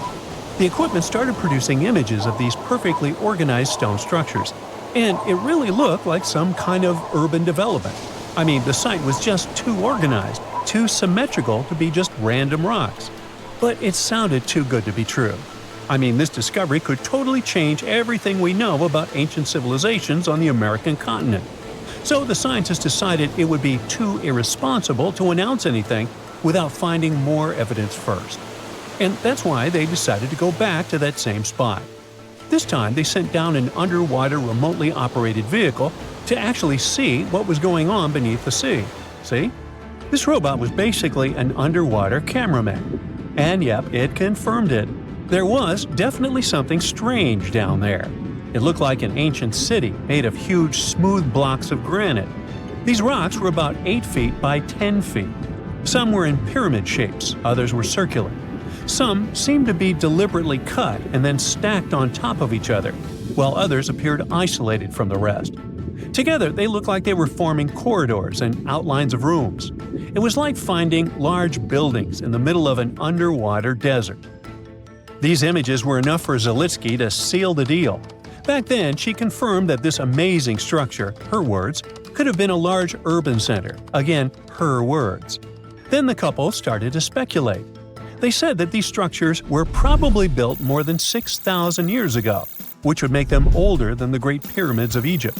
It's even older than the famous Maya, the civilization that used to live in the Americas and is known for their ancient and advanced temples. The research also suggested that these structures might belong to a civilization that lived on the American continent thousands of years ago, and that we didn't even know about. This supposed civilization once thrived on a 100-mile land bridge connecting Cuba to Mexico's Yucatan Peninsula. But then, something catastrophic happened. According to their theory, the Earth's faults shifted beneath the surface, leading to a massive earthquake. Then, in the blink of an eye, the entire bridge was destroyed. The land was swallowed up by the sea and ended up at the bottom of the ocean, and this civilization disappeared. Of course, all the connections to the famous Atlantis myth got the media totally hooked on the story. News websites ran headlines like "Lost City of the Caribbean Found" and "Atlantis Found in Cuba." So, could that really be Atlantis? I mean, did they finally find the remains of this supposedly super advanced and lost civilization? Well, it's hard to say. From the start, part of the scientific community wasn't buying into the story too much. First, there's the issue of the date. Saying that this civilization existed at this spot at least 6,000 years ago just wasn't very credible. Then some European archaeologists argued that the stones they found using sonar might just be natural limestone, not perfectly sculpted granite. And third, it was too deep. Even with the whole theory of earth faults opening up and swallowing everything, it's still hard to explain how an entire city ended up so deep in the ocean. For comparison, there is Heracleion, a real ancient Egyptian port city that got submerged. Today, it is only about 19 feet underwater. But this so-called Atlantis city is at depths between 2,000 and 2,460 feet. See how that's totally different, right? People think it would have taken around 50,000 years for such stone structures to sink to the depth where they are said to be found. And according to experts, none of the known civilizations from that long ago had the ability to build such structures. But for Zalitsky, yes, it was possible. She still believed in the fault theory to explain how this land ended up at the bottom of the ocean so fast. Big movements of the Earth's tectonic plates are usually followed by things like volcanoes and earthquakes. So, according to her, it's a powerful event, and the island sinking could have happened really quickly. This earthquake theory could also explain why some of the megaliths on the seafloor look organized while others don't. But to really prove any of this, they needed a specially designed robot to go down there again and take samples of the rocks and sediment. That way, they could figure out how old the rocks were and maybe even find signs of human life, like carvings, sculptures, or artifacts. The problem is, drilling into those structures isn't easy.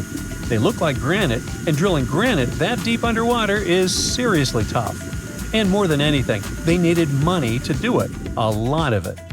So maybe they just never got the funding. Because even with all that initial hype, no further explorations or studies were ever reported.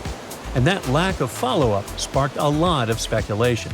Some people even wondered if the story got shut down on purpose, like maybe the authorities wanted to keep something top secret.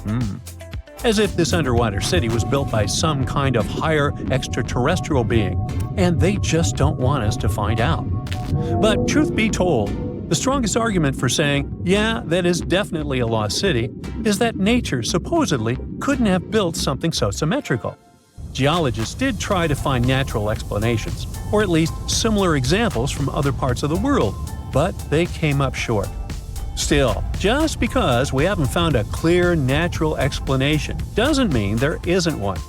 Nature can create some pretty wild and unexpected stuff, so honestly, that whole too perfect to be natural angle is kind of a weak argument. What most likely happened is that experts just weren't convinced it was actually a sunken city, and that's probably why no one followed up on their work. Over time, the buzz faded, the story disappeared, and the site slipped back into silence. And without more data, the true nature of those underwater formations off Cuba's coast is still a mystery. From thousands of dollars worth of treasure to brand new phones and ancient cities, let's dive into the water and see what we can find. Imagine going to the river to enjoy a boat ride. Who wouldn't want to take a couple of pics to make the memories of this trip last forever? Oops, the water split. Luckily, you've taken precautions and put your gadget in a waterproof bag. But what if you drop your phone to the bottom of the lake along with this case? This is what happened to some people. A scuba diver and a YouTuber dived into a river popular with tourists and lost some of their gear worth $20,000, including new iPhones and some jewelry. Oops. You might be familiar with the image of a car getting pulled out of the water, either from the movies or TV news. Large cargo vessels sometimes sink, and trucks inside them go along. That's what happened with the Thistlegorm wreck. It sunk in 1941 in the Red Sea, and these Bedford trucks were inside. Want to see something more valuable, like treasure? A British cargo ship was carrying a heavy load of silver ingots, but the vessel sank. Treasure seekers knew there was silver on the ship. Since the 1940s, they've been looking for it. The Odyssey Marine team got lucky. They made the discovery in 2011. The treasure was more than 14,000 feet below the surface. The ship had carried more than 110 tons of silver ingots. Finders keepers. The Odyssey team kept 80% of the treasure and gave 20% to Her Majesty's Treasury. Of course, there were more items on the ship, like letters, teapots, and silk sheets. You can see them in the exhibition called Voices from the Deep at London's Postal Museum. Now how about some underwater art? Sure, here you go, Polynesian moai statues. These statues have been discovered in several areas across the world.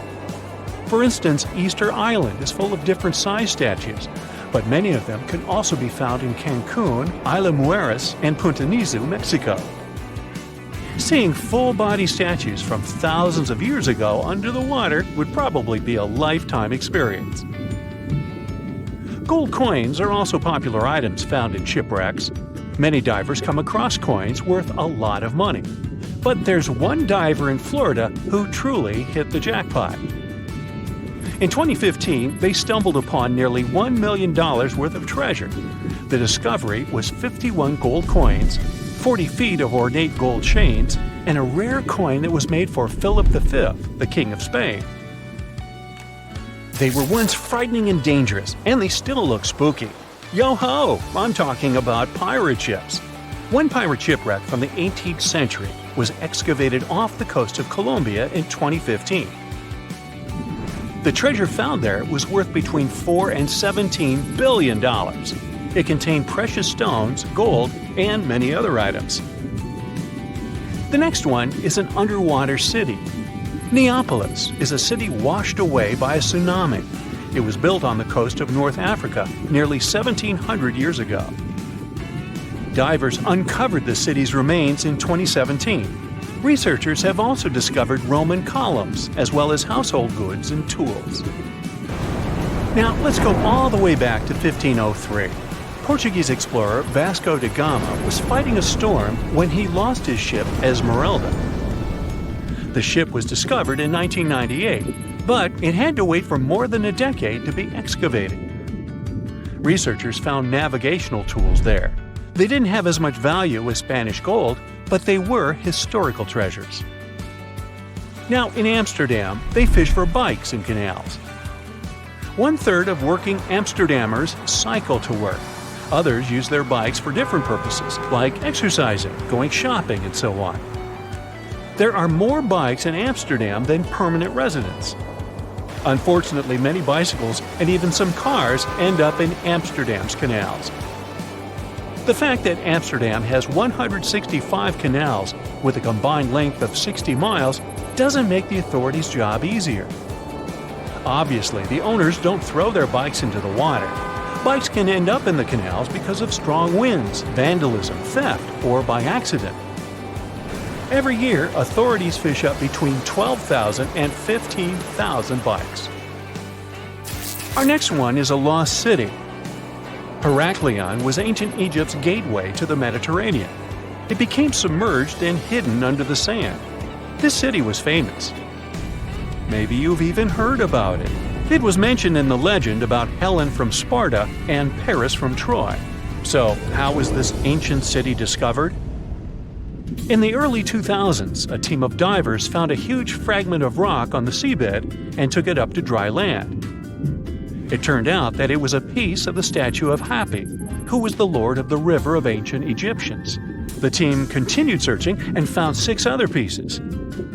Around them, they saw temple ruins, pieces of pottery, jewelry, coins, oil lamps, and so on. Even an old copy of the New York Times. Nah, not really. Granada Underwater Sculpture Park is the world's first, what else, underwater sculpture park. Why is this park so special? Besides being located in the beautiful waters of the Caribbean, you can see the park on a snorkeling or scuba diving trip. The sculptures are about 9 to 16 feet underwater. The atmosphere and the experience itself make it special. The sculptures are made from concrete and steel. Some of them weigh as much as 15 tons. They're covered with underwater creatures. The statues were put there to help protect reefs, maintain the health of the ecosystem, and restore underwater life in that area. Now, submarines are designed to go underwater, so maybe you wouldn't expect to see them on this list. But submarines do, in fact, sink. Divers have discovered many submarines. For instance, an Australian submarine was found off the coast of Papua New Guinea more than a century after it had sunk. Now here's another submerged city, but this one was left underwater on purpose. You can see the ancient ruins of Lion City in a lake in China. This lake was created in 1959 when the valley, at the base of Five Lions Mountain, was flooded to create a hydroelectric power station. The 1,400-year-old city, now ruins, got submerged by this flow and stayed this way for over 50 years. It lay untouched at the bottom of the lake until its exploration started in 2001. Divers found out that many structures, carvings, guardian lions, and arches were still preserved. Researchers mapped and documented Lion City. They also looked for a way to protect these structures from further damage. In 2011, the city was announced to be an historic relic under protection. When you see the ruins of Lion City for the first time, the view will take your breath away. So don't forget to hold your breath. Imagine swimming in the dark waters. As you're approaching the city, you see its huge walls and extensive carvings. Marvelous, isn't it? The Cancun Underwater Museum is probably the largest museum of its kind in the whole world. It wasn't lost, per se, but now it's home to an aquatic ecosystem. Who wouldn't want to combine scuba diving and snorkeling with a visit to a world-class garden with 500 sculptures? Placed 30 feet under the surface, these sculptures are made from pH-neutral marine concrete so that they can stay on the ocean floor. Plus, here, the sculptures change over time, unlike in a traditional museum. That's because they become part of the underwater environment and a home to various plant and animal species. In one installation, nearly 450 life-size figurines are grouped together to hint at the harmonious coexistence of humanity. There is also the Anthropocene, which is an actual submerged Volkswagen Beetle placed by the Manchonis Reef. Okay, this is not a lost and found item, but this is just, hey, it's a giant jellyfish and I wanted you to see it. This creature is known as the lion's mane jellyfish, and it's the largest known species of jellyfish. So, I'm happy now. And have you ever discovered anything underwater?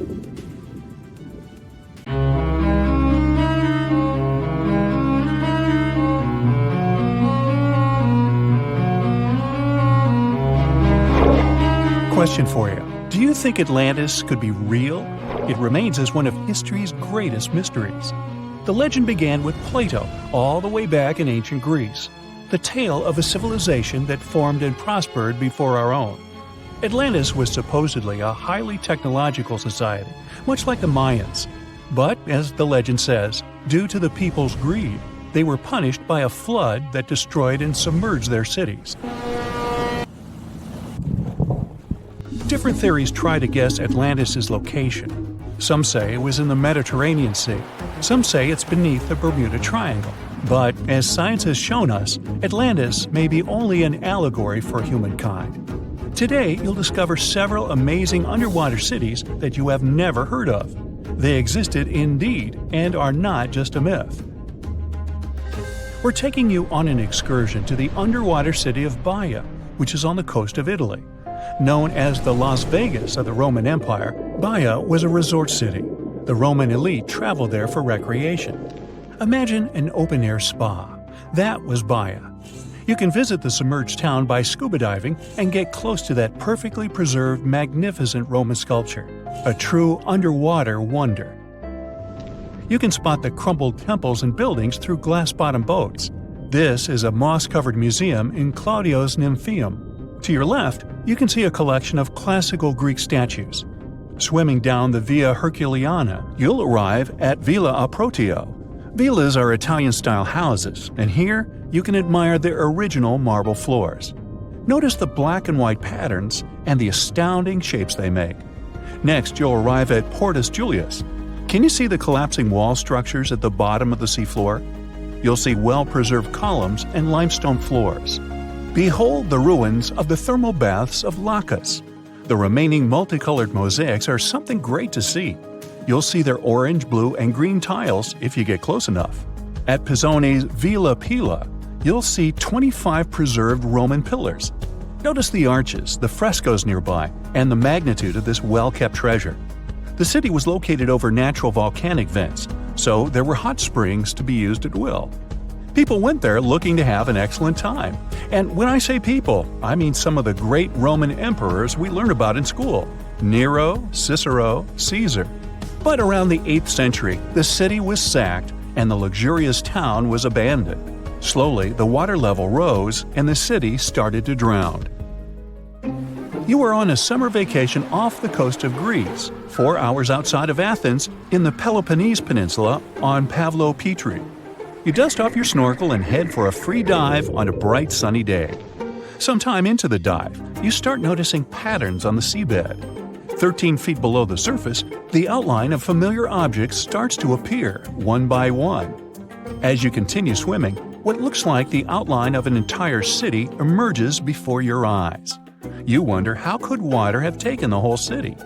Rocks are perfectly aligned into what appears to be the foundation of a building. Nicholas Fleming, a British oceanographer on vacation in Greece, was the person that discovered Pavlopetri. He was documenting the seafloor artifacts. The team found the site filled with pots, storage vessels, and tools. A quern stone, for instance, is a tool used for grinding grains and turning them into flour.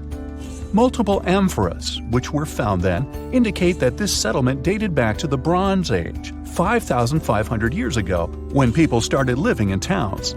The settlement is believed to have lasted for over 2,400 years. Pavlopetri is considered today the oldest submerged town yet found, and it's impressive that it wasn't a simple village. It was a vibrant port city with stone-built buildings, a marketplace, streets, and even squares. Let's continue our exploration and find secrets in other underwater cities. You are diving off the coast of the Ryukyu Islands. Pacific waters are far from smooth. There's a strong current pulling you into the deep sea. Suddenly, you see a huge structure thanks to the sunlight shining down on the seabed. At first, it looks like Machu Picchu's ruins across the globe in Peru. As you approach it, you slowly figure out its form. A pyramid-shaped structure, arches, staircases.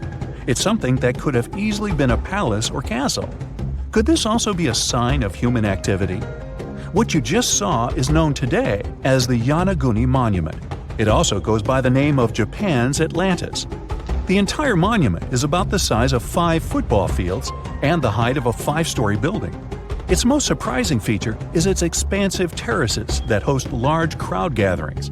Explorers and scientists believe that Yonaguni dates back to 10,000 years ago.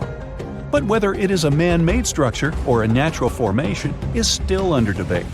For Japan's top marine geologist, Professor Masaki Kimura, Yonaguni is the heritage of a lost civilization.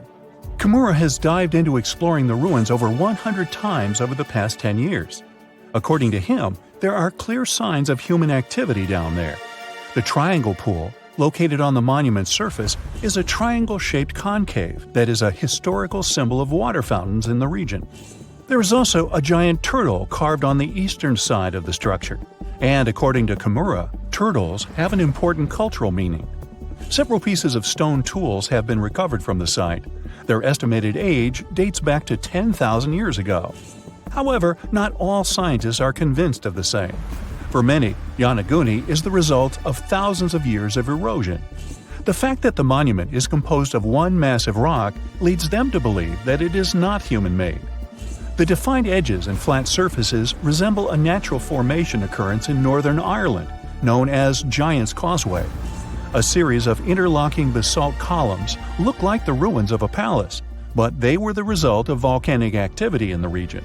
Well, stay tuned for more underwater discoveries. The next stop on our voyage is one of today's most famous underwater cities that has turned into an underwater archaeological park. The city of Port Royal in Jamaica exists today only below the surface. But in 1692, it was one of the wealthiest cities in the Western Hemisphere. Port Royal was the center of the British Empire at the time, and an important trade city that attracted people from all over. It was also home to real-life pirates of the Caribbean. On the morning of June 7, 1692, the people of Port Royal met a different fate than they probably expected. The bars and restaurants beaming with life woke up shaking. People were taken out of bed with the power of a massive earthquake, estimated today at 7.5 on the Richter scale. One survivor says he saw the earth opening up and swallowing the town whole. What he said could be true, as the city was mainly built over sand. The ground sucked buildings, roads, and everyone above. Geysers erupted, and finally, waves as big as 10-story-high buildings hit the city. About 33 acres of the city disappeared underwater, and amazingly, most of its 17th century remains lie in good condition under 40 feet of water. In the ruins, archaeologists have found taverns, storage rooms, kitchens, and recreational buildings used for diverse purposes. You can see a grand lion statue, a submerged bridge, and many picturesque arches. Now, do you fancy a trip to India? Just outside its coast lies another sunken marvel. A site known as the Lost City of Cambay is located on the Gulf of a similar name. It remained hidden until 2001, when the National Institute of Ocean Technology did a routine water assessment. With sonar technology, which sends a wave of sound to the bottom of the sea, they found something far beneath the surface. Images showed well-defined geometric shapes spread along a 5-mile stretch. The remains found dated to more than 9,500 years ago, meaning that this civilization was lost at around the end of the Ice Age. Debris recovered from the site included construction material, pottery, beads, sculptures, and even bones. Scientists argue whether these artifacts are indeed from the site. But if they truly are, then the lost city of Cambay would be the oldest civilization in the world. Ever since Plato wrote about the allegory of Atlantis, humanity has been fascinated with the possibility of the discovery of a thriving underwater civilization. Fancy joining me on a trip to a few historic underwater sites? Let's see what we can find out about ancient civilizations. The first one on our list is what is being called the underwater Stonehenge. Scientists have recently discovered a mysterious pile of cairns that stretch for miles under the shimmering waters of Lake Constance at the borders of Switzerland, Germany, and Austria. Archaeologists began to explore the site back in 2015, and they haven't been able to understand yet what it was actually used for. What they do know is that there is a 12-mile line of 170 human-made stone cairns under Lake Constance. Scientists say this was most likely the result of a combined work of several villages. The cairn site was probably used for some collective purpose. The formations are huge. Some of them are several dozen feet wide. The most amazing discovery so far is that the site dates back to around 5,500 years ago. Now, what were we humans doing back then? We were living in the prime years of the so-called Stone Age. We were beginning to make artifacts from stone and use them to hunt and eat. Can you imagine what a knife and fork might have looked like back in those days? It's no coincidence that scientists call this site the underwater Stonehenge, though. Both sites are believed to have been built around the same period of time. You see, Stonehenge dates back to around 3,100 BCE. Both sites carry the distinct characteristic of stone monuments built in a circle. Not to mention the fact that scientists also haven't figured out why on Earth our early ancestors would feel the need to build a monument such as Stonehenge. Well, the mystery of Lake Constance hasn't been solved yet. Who were the Neolithic people from this area? And for what purpose did they go through such an amount of work and effort to build this huge stone site? Next, we're taking you on a tour of the Ryukyu Islands just off the coast of Japan. You're diving deep down to an archaeological site. But I should warn you, the waters of the Pacific Ocean are far from smooth. It doesn't take long before you see a huge structure, thanks to the sunlight shining down on the seabed. At first, it looks like Machu Picchu's ruins located across the globe in Peru. As you approach the site, you slowly figure out its forms. A pyramid-shaped structure, arches, staircases. It's something that could have easily been a palace or a castle. Could this be a sign of human activity? What you've just seen is known today as the Yonaguni Monument. It also goes by the name of Japan's Atlantis.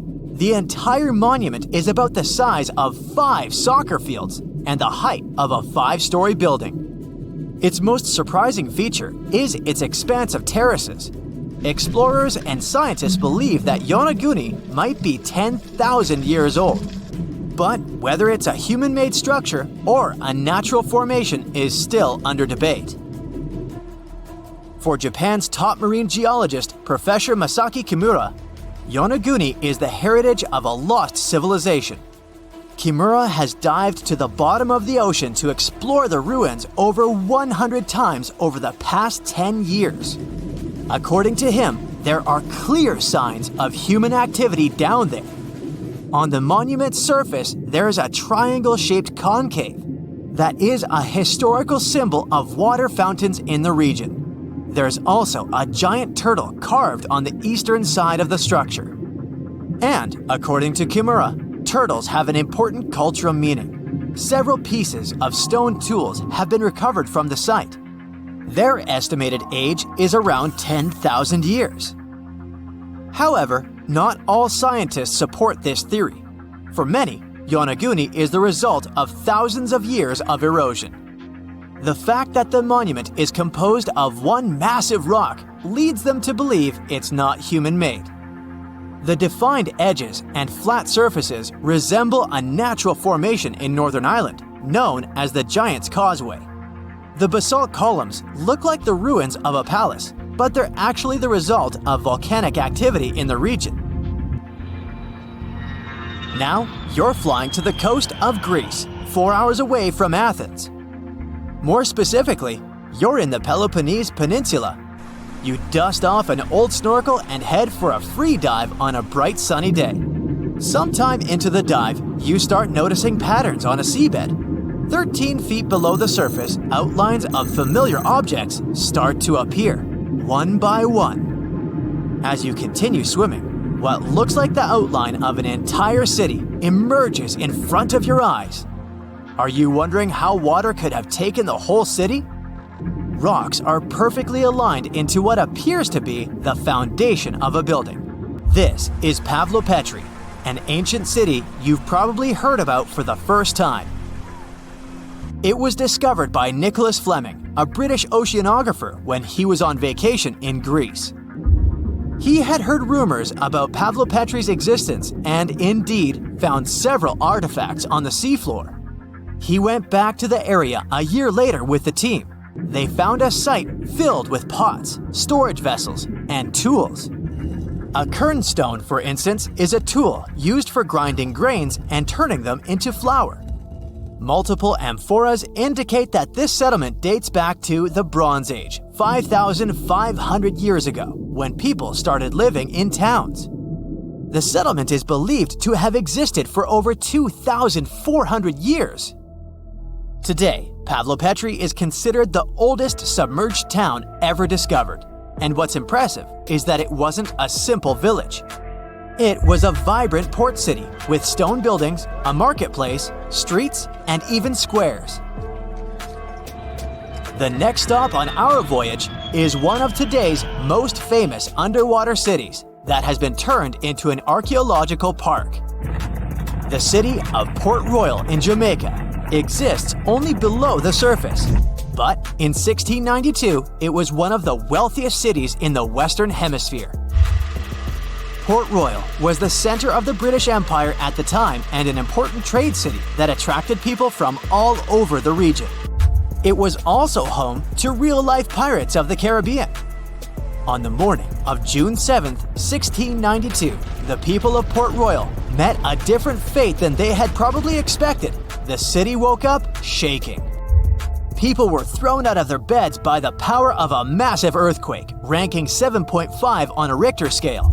One survivor said he had seen Earth opening up and swallowing the whole town. What he said could be true, as the city was mainly built on sand. The ground swallowed buildings, roads, you name it. Geysers erupted, and finally, waves as big as 10-story buildings hit the city. About 33 acres of the city disappeared under the water. Amazingly, most of its 17th century remains are still in good condition under 40 feet of water.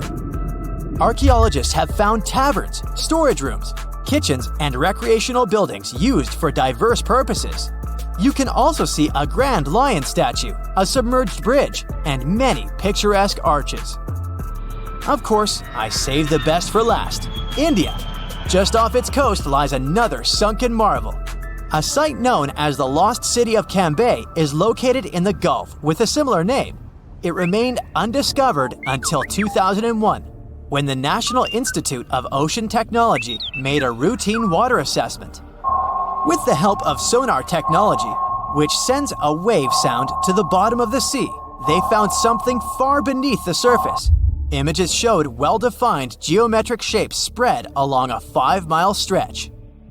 The remains date to more than 9,500 years ago, meaning this civilization was lost at around the end of the Ice Age. Debris recovered from the site included construction material, pottery, beads, sculptures, and even bones. Scientists argue whether these artifacts are indeed from the site, but if they truly are, then the lost city of Cambay might be the oldest civilization in the world.